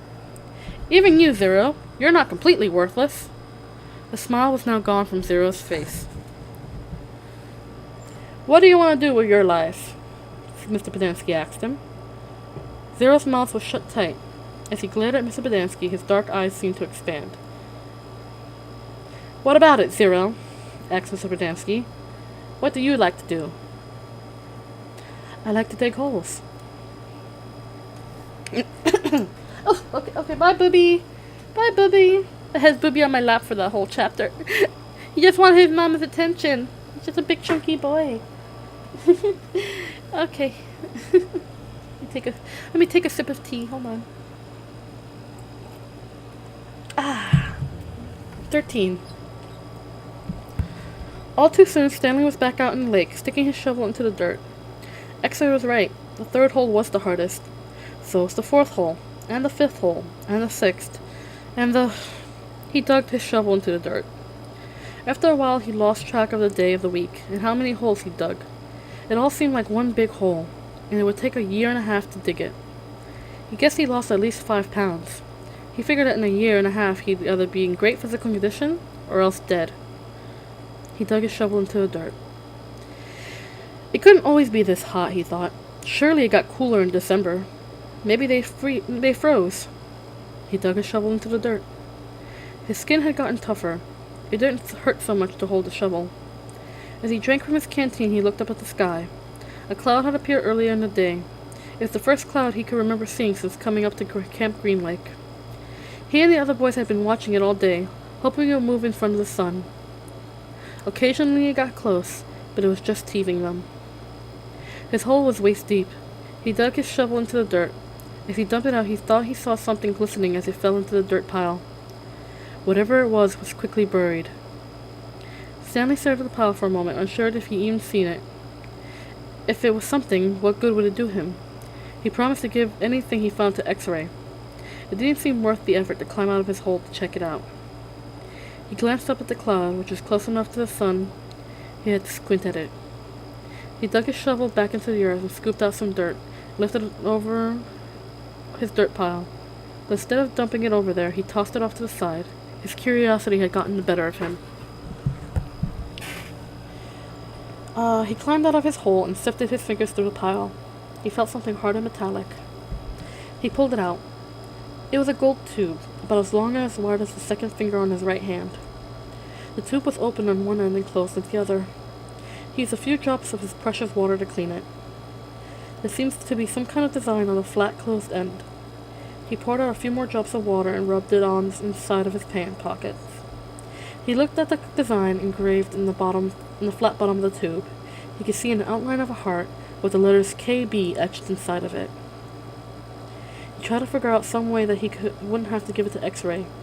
He could just keep it, but that wouldn't do him any good. He wanted a day off. He looked at the large piles of dirt near where X-Ray was digging. X-Ray was probably almost finished for the day. Getting him the rest of the day off would hardly do him much good. X-Ray would first have to show the tube to Mr. Sir and Mr. Bodansky, who would then have to show it to the warden. By then, X-Ray might be done anyway. Stanley wondered about trying to secretly take the tube directly to the warden. He could explain the situation to the warden, and the warden might make up an excuse for giving him the rest of the day off so X-Ray wouldn't suspect. He looked across the lake towards the cabin under the 2 oak trees. The place scared him. He had been at Camp Green Lake almost 2 weeks, and he hadn't seen the warden. That was just as well. If he can go his entire year and a half without seeing the warden, that would be just fine with him. Besides, he didn't know if the warden would find the tube interesting. He looked at it again. It looked familiar. He thought he'd seen something like this somewhere before, but he couldn't quite place it. "What you got there, caveman?" asked Zigzag. Stanley's large hand closed around the tube. Nothing, just, it was useless. I think I might have found something. Another fossil? No, I'm not sure what it is. Let me see. Said Zigzag. Instead of showing it to Zigzag, Stanley brought it to X-Ray. Zigzag followed. X-Ray looked at the tube, then rubbed his dirty glasses on his dirty shirt, and looked at the tube again. One by one, the other boys dropped their shovels and came to look. It looks like an old shotgun shell, said Squid. Yeah, that's probably what it is, said Stanley. He decided not to mention the engraved design. Maybe no one would notice it. He doubted X-Ray could see it. No, it's too long and thin to be a shotgun shell, said Magnet. It's probably just a piece of junk, said Stanley. Well, I'll show it to Mom, said X-Ray. See what he thinks. Who knows, maybe I'll get the rest of the day off. Your hole's almost finished, said Stanley. Yeah, so? Stanley raised and lowered his shoulder. So why don't you wait till tomorrow to show it to Mom? He suggested. You can pretend you found it first thing in the morning. Then you can get the whole day off instead of just an hour or so this afternoon. X-Ray smiled. Good thinking, caveman. He dropped the tube into his large pocket on the right leg of his dirty orange pants. Stanley returned to his hole. When the water truck came, Stanley started to take his place at the end of the line, but X-Ray told him to get behind Zero in front of Magnet. Stanley moved up one place in line. 14. That night, as Stanley lay on his scratchy and smelly cot, he tried to figure out what he could have done differently. There was nothing he could do. For once in his unlucky life, he was in the right place at the right time, and it still didn't help him. You got it? He asked X-Ray the next morning at breakfast. X-Ray looked at him with half-open eyes behind his dirty glasses. I don't know what you're talking about, he grumbled. You know, said Stanley. No, I don't know, said X-Ray. Snapped X-Ray. So just leave me alone, okay? I don't want to talk to you. Stanley didn't say another word. Mr. Surst marched the boys out into the lake, chewing sunflower seeds along the way and spitting out the shells. He scraped the ground with his boot heel to mark where each boy was supposed to dig. Stanley stepped down on the back of the blade of a shovel, piercing the hard, dry earth. He couldn't figure out why X-Ray snapped at him. If he wasn't going to produce the tube, why did he make Stanley just give it to him? Was he just going to keep it? The tube was gold in color, but Stanley didn't think it was real gold. The water truck came a little after sunrise. Stanley finished his last drop of water and stepped out of his hole. At this time of day, Stanley could sometimes see the distant hills and mountains on the other side of the lake. They were only visible for a short while, and would soon disappear behind the haze of heat and dirt. The truck stopped, and the dust clouds drifted it past. X-Ray took his place at the front of the line. Mr. Badansky filled his canteen. Thanks, Mom, X-Ray said. He didn't mention the tube. Mr. Badansky filled all the canteens, then climbed back into the cab of the pickup. He still had to bring water to Group E. Stanley could see them digging about 200 yards away. Mr. Badansky! X-Ray shouted from the hole. Wait, Mr. Badansky, I think I might have found something. The boys all followed Mr. Badansky as he walked over to X-Ray's hole. Stanley could see the gold tube sticking out of some dirt on the end of the X-Ray's shovel. Mr. Badansky examined it and took a long look at its flat bottom. I think the warden's gonna like this. Does X-Ray get the day off? Asked Squid. Just keep digging until someone says otherwise, Mr. Badansky said. But then he smiled. But if I were you, Rex, I wouldn't dig too hard. Stanley watched a cloud of dust move across the lake to the cabin beneath the trees. The boys in Group B were just going to have to wait. It didn't take long for the pickup truck to return. Mr. Badansky stepped out of the cab. A tall woman with red hair stepped out of the passenger side. She looked even taller than she was since Stanley was down in his hole. She wore a black cowboy hat and black cowboy boots which were studded with turquoise stones. The sleeves on her shirt were rolled up and her arms were covered with freckles, as were her face. She walked right up to X-Ray. This is where you found it? Yes, ma'am. Your good work will be rewarded. She turned to Mr. Badansky. Drive X-Ray back to camp. Let him take a double shower and give him some clean clothes. But first I want you to fill everyone's canteens. I just filled them a little while ago, said Mr. Badansky. The warden stared hard at him. Excuse me, she said. Her voice was soft. I had just filled them when Rex... Excuse me, the warden said again. Did I ask when you last filled them? No, but it's just... Excuse me. Mr. Badansky stopped talking. The warden wriggled her fingers for him to come to her. "It's hot, and it's only going to get hotter," she said. "Now these fine boys have been working hard. Do you think it might be possible that they might have taken a drink since you last filled their canteens?" Mr. Pedanski said nothing. The warden turned to Stanley. "Caveman, will you come here, please?" Stanley was surprised that she knew his name. He had never seen her until now. He had never seen her until she stepped out of the truck. He didn't even know that the warden was a woman. He nervously went towards her. "Oh, excuse me. Mr. Pedanski and I have been having a discussion. Have you taken a drink since Mr. Pedanski's last filled your canteen?" Stanley didn't want to cause any trouble for Mr. Pedanski. I still got plenty left," he said. "Excuse me?" He stopped. "Yeah, I drank some. Thank you. May I see your canteen, please?" Stanley handed it to her. Her fingernails were painted a dark red. She gently shook the canteen, letting the water swish inside the plastic container. "Do you hear the empty spaces?" she asked. "Yes," said Mr. Pedanski. "Then fill it," she said. "And the next time I tell you to do something, I expect you to do it." Oops. "I expect you to do it without questioning my authority.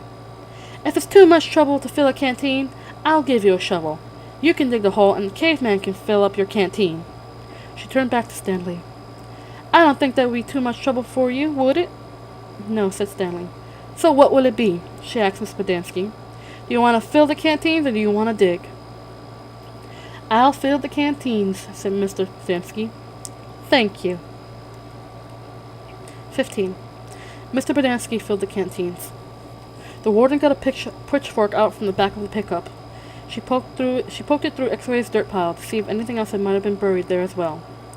"After you drop off X-Ray, I want you to bring back 3 wheelbarrows," she said. X-Ray got in the pickup. As the truck pulled away, he leaned out the wide window and waved. "Zero," said the warden. "I want you to take over X-Ray's hole." She seemed to know that Zero was the fastest digger.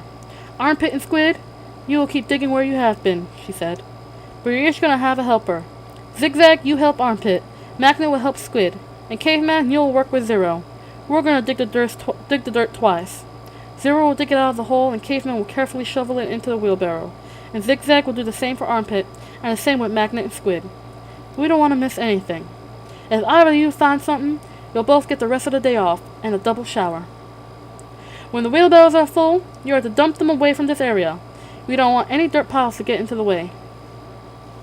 The warden remained at the site for the remainder of the day, along with Mr. Pedanski and Mr. Sir, who showed up after a while. Occasionally, Mr. Sir would leave to take the water to the other groups of campers, but otherwise he and the water truck stayed parked there. The warden saw that nobody in Group D was ever thirsty. Stanley did as he was told. He carefully looked through all the dirt dug up by Zero as he shoveled it into a wheelbarrow, though he knew he wouldn't find anything. It was easier than digging his own hole. When the wheelbarrow was full, he took it a good distance away before dumping it. The warden couldn't keep still. She kept walking around, looking over the boys' shoulder and sticking her pitchfork through dirt piles. "You're doing just fine, she told Stanley. After a while, she told the boys to switch places as Stanley, Zigzag, and Magnet dug the holes, and Zero, Armpit, and Squid shoveled the excavated dirt into the wheelbarrows. After lunch, Zero took over the digging again, and Stanley returned to the wheelbarrows. "There's no hurry," the warden said several times. "The main thing is not to miss anything." The boys dug until each hole was well over 6 feet deep and wide. Still, it was easier for 2 boys to dig a 6-foot hole than it was for 1 boy to dig a 5-foot hole. "All right, that's enough for today," the warden said. "I've waited this long. I can wait another day." Mr. Sir drove her back to the cabin. "I wonder how she knew all our names," Stanley said as they walked back to the compound. "She watches us all the time," said Zigzag. "She's got hidden microphones and cameras all over the place. In the tents, the rec room, the shower." "In the shower?" asked Stanley. He wondered if Zigzag was just being paranoid. "The cameras are tiny," said Armpit.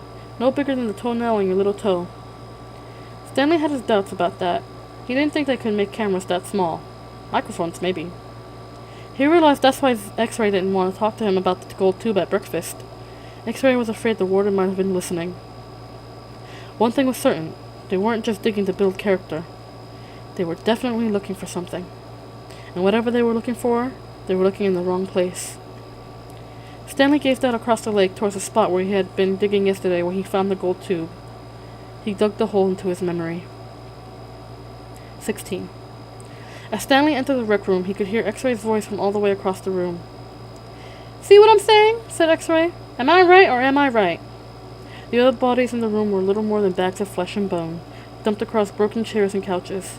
X-Ray was full of life, laughing and waving his arms as he talked. "Yo, Caveman, my man!" he called out. Stanley made his way across the room. "Hi, Regan! You're back! The book is going great! We're already 16 chapters in." Stanley made his way across the room. "Hey, slide on over, Squid," said X-Ray. "Make room for the caveman." Stanley crashed on the couch. He had looked for a hidden camera in the shower. He hadn't seen anything, and he'd hoped the warden hadn't either. "What's the matter?" asked X-Ray. "You guys tired or something?" He laughed. "Hey, keep it down, will you?" groaned Zigzag. "I'm trying to watch TV." Stanley glanced uncertainly at Zigzag, who was staring very intently at the busted television screen. The warden greeted the boys at breakfast the next morning and went with them to the holes. 4 dug in the holes, and 3 tended to the wheelbarrows. "Glad you're here, X-Ray," she said to him. "We need your sharp eyes." Stanley spent more time pushing the wheelbarrow than digging, because he was such a slow digger. Excuse me. He carted away the excess dirt and dumped it onto the previously dug holes. He was careful not to dump any of it in the hole where the gold tube was actually found. He could see the tube in his mind. It seemed so familiar, but he just couldn't place it. He thought that it might have been the lid to a fancy gold pen. KB could have been the initials of a famous author. The only famous authors he could think of were Charles Dickens, William Shakespeare, and Mark Twain. Besides, it didn't really look like the top of a pen. By lunchtime, the warden was beginning to lose her patience.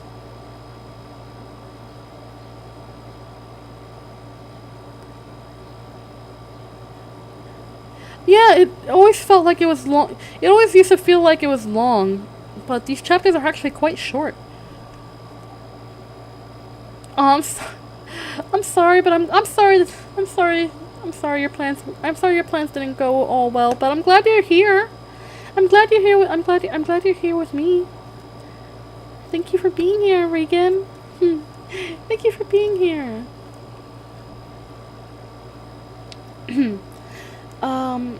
By lunchtime, the warden was beginning to lose her patience. She made them eat quickly so they could get back to work. If you can't get them to work any faster," she told Mr. Sir, "then you're going to have to climb down there and dig with them." After that, everyone worked faster, especially when Mr. Sir was watching them. Stanley practically ran when he pushed his wheelbarrow. Mr. Sir reminded them they weren't in Girl Scouts. They didn't quit digging until after every other group had finished.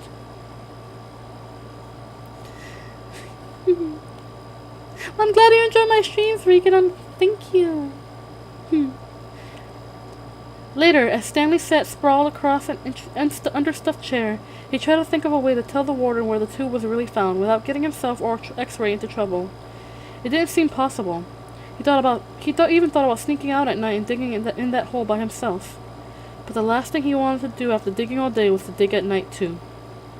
Besides, the shovels were locked up at night, presumably so they couldn't be used as weapons.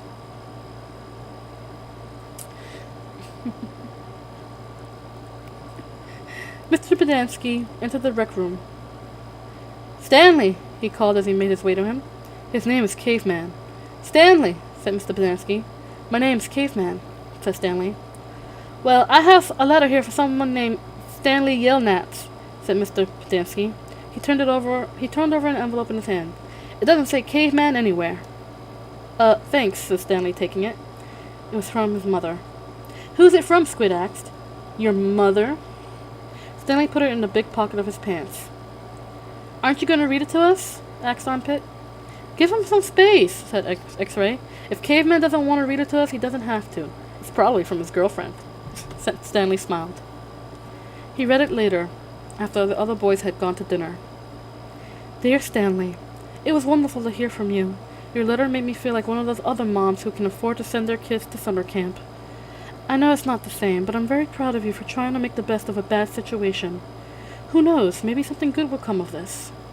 Your father thinks he's real close to a breakthrough on his sneaker project. I hope so. The landlord is threatening to evict us because of the odor. I feel so sorry for the little old lady who lived in the shoe. It must have smelled awful. Love from both of us. What's so funny? Zero asked. It startled him. He thought Zero had gone to dinner with the others.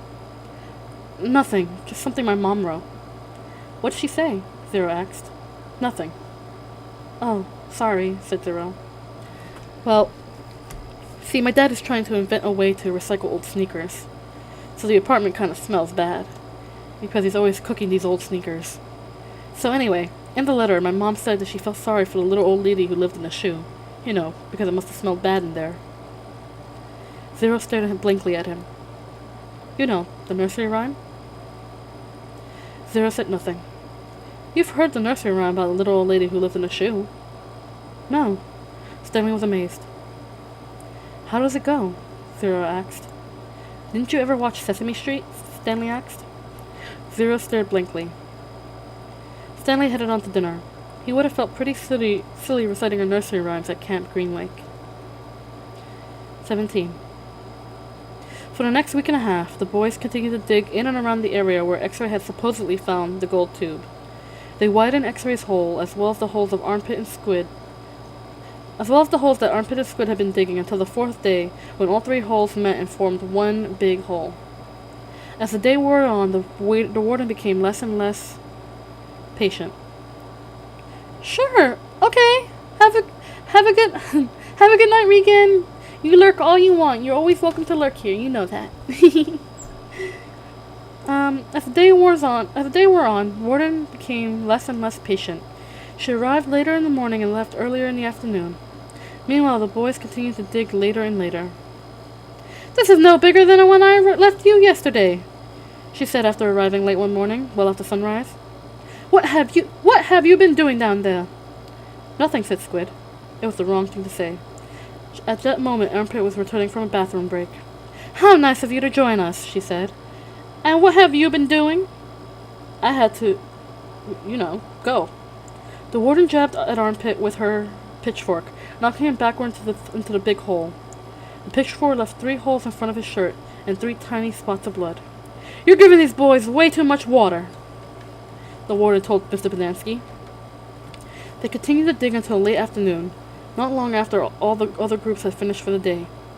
Stanley was down in the big hole along with the other 6 boys. They had stopped using the wheelbarrows.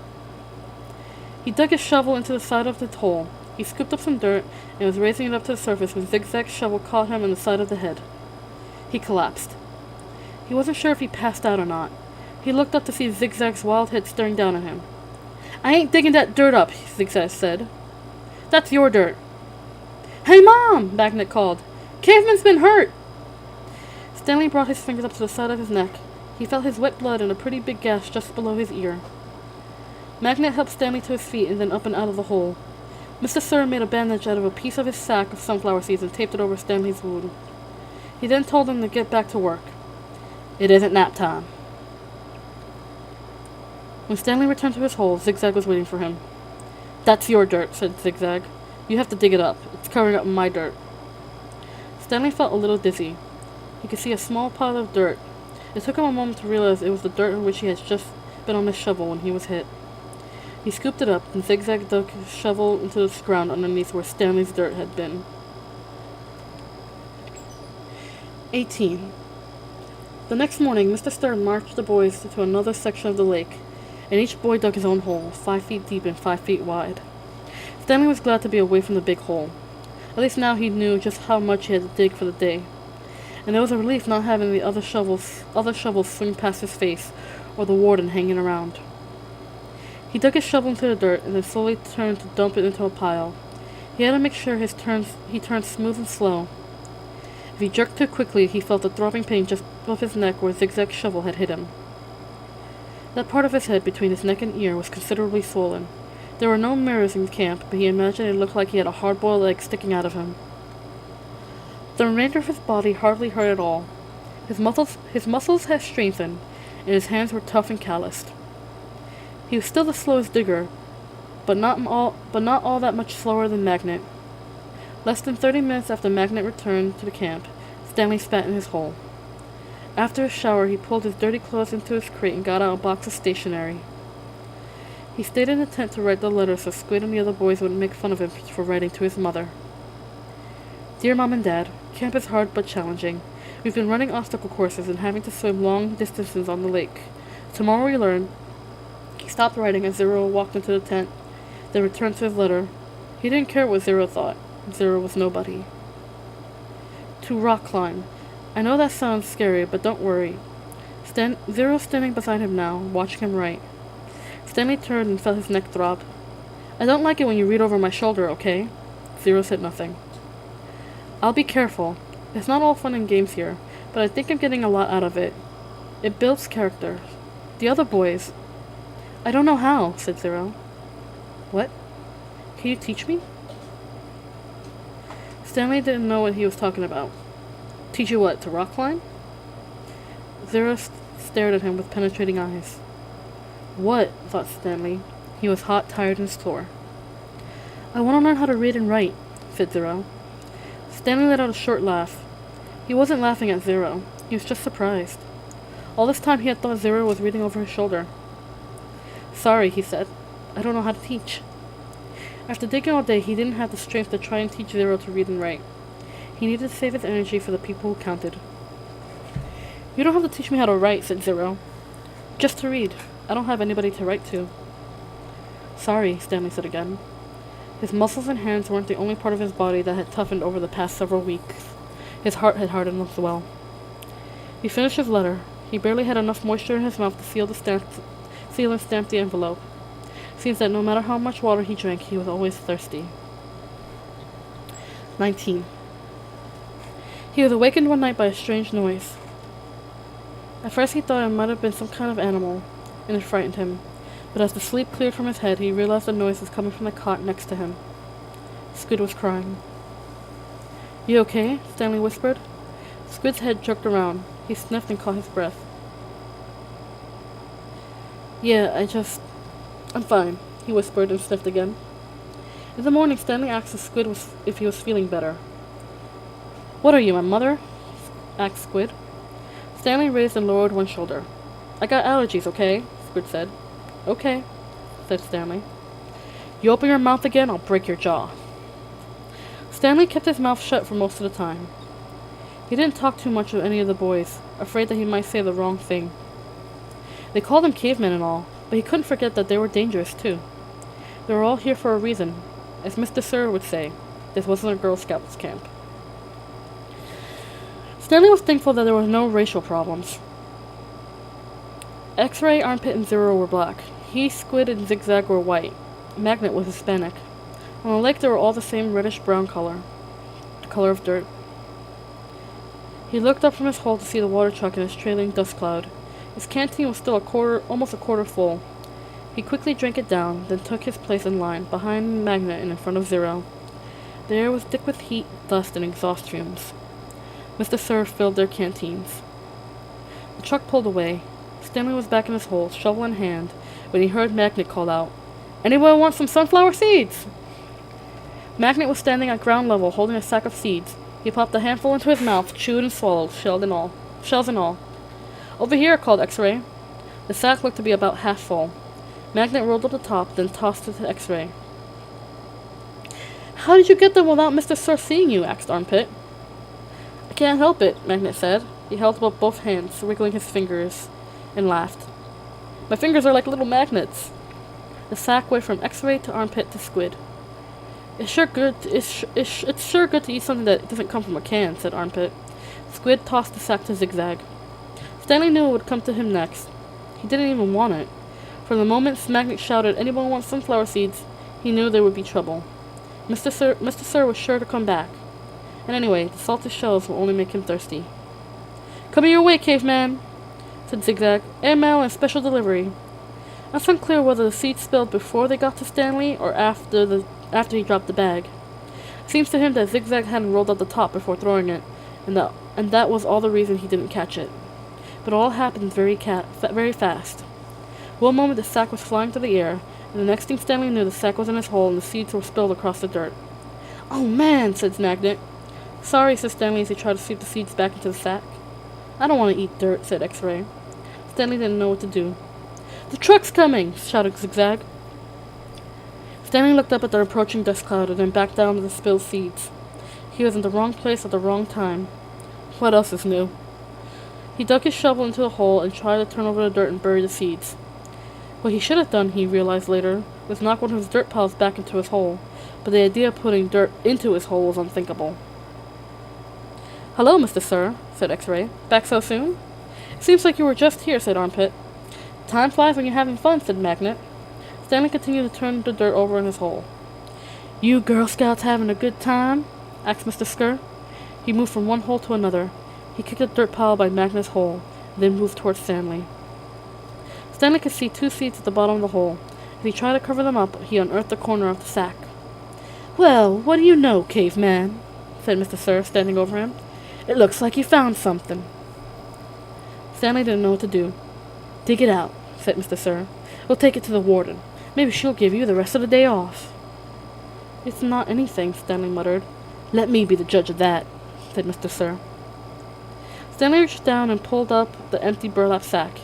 He tried to hand it to Mr. Sir, but he wouldn't take it. "So tell me, caveman," said Mr. Sir, "how did my sack of sunflower seeds get into your hole?" "I stole it from your truck." "You did?" "Yes, Mr. Sir." "What happened to all the sunflower seeds?" "I ate them." "By yourself?" "Yes, Mr. Sir." "Hey, caveman!" shouted Armpit. "How come you didn't share any with us?" "That's cold, man," said X-Ray. "I thought you were our friend," said Magnet. Mr. Sir looked around from one boy to another, then back to Stanley. "We'll see what the warden's got to say about this. Let's go." Stanley climbed out of his hole and followed Mr. Sir into the truck. He still held the empty sack. It felt good to sit inside the truck, out of the direct rays of sun. Stanley was surprised he could feel good about anything at the moment, but he did. It felt good to sit down on an uncomfortable seat for a change, and as the truck bounced along the dirt, he was able to appreciate the air blowing through the open window on his hot and sweaty face. 20. It felt good to walk into the shade of the 2 oak trees. Stanley wondered if this is how a condemned man feels on his way to the electric chair, appreciating all the good things in life for the last time. They had to step around the holes to get to the cabin door. Stanley was surprised to see so many around the cabin. He would have expected the warden not to want campers digging so close to her home, but several holes were right up against the cabin wall. The holes were close together here as well, and were all of different shapes and sizes. Mr. Sir knocked on the door. Stanley still held the empty sack. "Yes," the warden said, opening the door. "There's been a little trouble out on the lake." "Excuse me. There's been a little trouble out on the lake," said Mr. Sir. "Caveman will tell you all about it." The warden stared at Mr. Sir a moment, and then her gaze turned towards Stanley. He felt nothing but dread now. "Come in, I suppose," said the warden. "You're letting out the cold air." It was air-conditioned inside the cabin. The television was going. She picked up the remote and turned it off. She sat down on the canvas chair. She was barefoot and wearing shorts. Her legs were as freckled as her arms and face. "So what is it you have to tell me?" Stanley took a breath to steady himself. While Mr. Sir was filling up the canteens, I snuck into his truck and stole his sack of sunflower seeds. "I see." She turned to Mr. Sir. "That's why you brought him here?" "Yes, but I think he's lying. I think someone else stole the sack and Caveman's covering up for X-Ray or somebody. It was a 20-pound sack, and he claims to have eaten it all by himself." He took the sack from Stanley and handed it to the warden. "I see," the warden said again. "The sack wasn't full," said Stanley, "and I spilled a lot. You can check my hole." "In that room, Caveman, there's a small flower case. Will you get it for me, please?" She pointed to a door. Stanley looked at the door, and then at the warden in the back of the door. He slowly walked towards it. It was a kind of dressing room with a sink and mirror. Next to the sink he saw the case, white with pink roses. He brought it back out to the warden, and she set it on the glass coffee table in front of her. She unclasped the latch and opened the case. It was a makeup case. Stanley's mother had one similar to it. He saw several bottles of nail polish, polish remover, a couple of lipstick tubes, and other jars and powders. The warden held up a small jar of dark red nail polish. "You see this, caveman?" He nodded. "This is my special nail polish. Do you see the dark rich color? You can't buy that in the store. I have to make it myself." Stanley had no idea why she was showing it to him. He wondered why the wardens would ever have the need to wear nail polish or makeup. "Do you want to know my secret ingredient?" He raised and lowered a shoulder. The warden opened the bottle. Rattlesnake venom. With a small paintbrush, she began applying it to the nails on her left hand. "It's perfectly harmless when it's dry." She finished her left hand. She waved in the air for a few seconds, then began painting the nails on her right hand. "It's only toxic while it's wet." She finished painting her nails, then stood up. She reached over and touched Stanley's face with her fingers. She ran her sharp, wet nails very gently down his cheek. He felt his skin tingle. The nail on her pinky just barely touched the wound behind his ears. A sharp sting of pain caused him to jump back. The warden turned to face Mr. Sir, who was sitting on the fireplace hearth.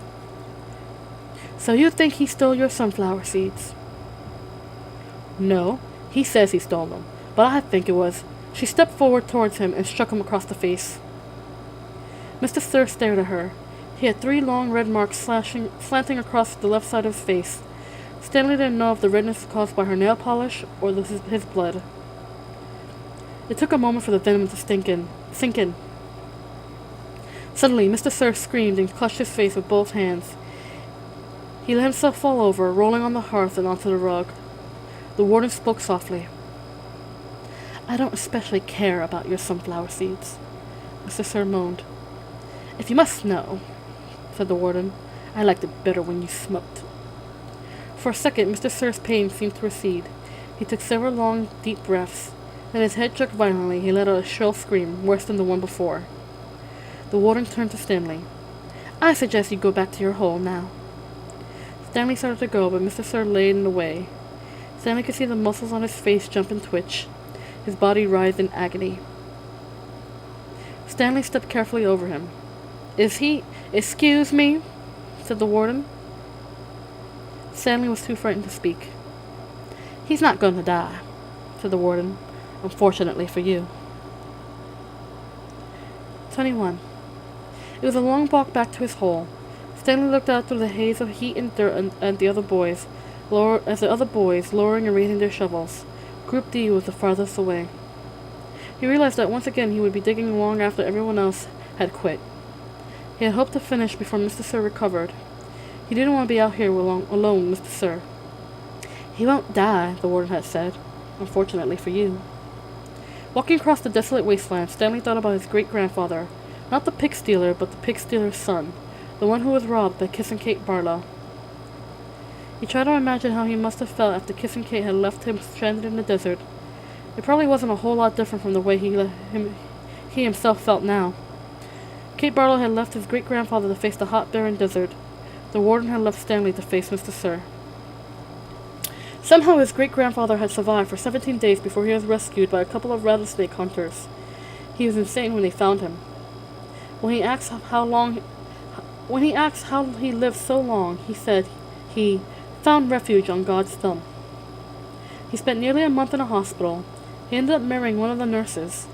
Nobody ever knew what he meant by God's thumb, including himself. Stanley heard a twitching sound. He stopped in mid-step with one foot still in the air. A rattlesnake had laid coiled beneath his foot. Its tail was pointed upwards, rattling. Stanley backed his leg away, then turned and ran. The rattlesnake didn't chase after him. It had rattled its tail to warn him to stay away. "Thanks for the warning," Stanley whispered as his heart pounded. The rattlesnake would be a lot more dangerous if he didn't have a rattle. "Hey, caveman!" called Armpit. "You're still alive!" "What did the warden say?" asked X-Ray. "What did you tell her?" asked Magnet. "I told her I stole the seed," said Stanley. "Good going," said Magnet. "What did she do?" asked Zigzag. Stanley shrugged one shoulder. "Nothing. She got mad at Mr. Sir for bothering her." He didn't feel like going into details. If he didn't talk about it, then maybe it didn't happen. He went over to his hole, and to his surprise it was nearly finished. He stared at it amazed. It didn't make sense. Or perhaps it did. He smiled. Since he had taken the blame for the sunflower seeds, he realized the other boys had dug his hole for him. "Hey, thanks," he said. "Don't look at me," said X-Ray. Confused, Stanley looked around, from magnet to armpit to zigzag to squid. None of them took credit for it. Then he turned to Zero, who had been quietly digging his hole since Stanley returned. Zero's hole was smaller than the others. Alright, you guys, I'm gonna actually leave it here since we're already hitting the 2-hour mark and my throat is starting to get a little bit sore. So yeah, we will be able to continue this on Tuesday on our normal reading schedule. I'm so excited we'll be able to finish this up soon. We'll be able to finish it up soon. It'll be so great. Okay, and tomorrow we'll be continuing with our journey in Undertale, which I'm so excited for. We got the game to work the last time, so hopefully this time it would be even better. And I can't wait to share that game with you because Undertale is one of my favorites and I've wanted to play on stream. So now that we're going to go to part 2 of Undertale for tomorrow, and I'm so excited! I'm so excited. I hope you all are enjoying the story. I know I am. Holes is such a good story and I really am enjoying it. I'm sorry for my abysmal voice acting. I am trying. I promise I'm trying my best. But it is awful and it's abysmal. But yeah, I'm gonna go get some rest my throat so tomorrow I can talk and play with Undertale with you guys. So yeah, thank you everybody for being here. I hope you're enjoying the story. I hope that you're having a good time. And as always, hug your friends, tell somebody you love them, and be a force for good in the world because you know the world needs it. And I will be seeing you tomorrow for our Undertale stream. I hope you all have a wonderful day, afternoon, evening, whatever. And I will see you guys next time, okay? Mwah! I love you all so very much, and I'll see you next time. Bye!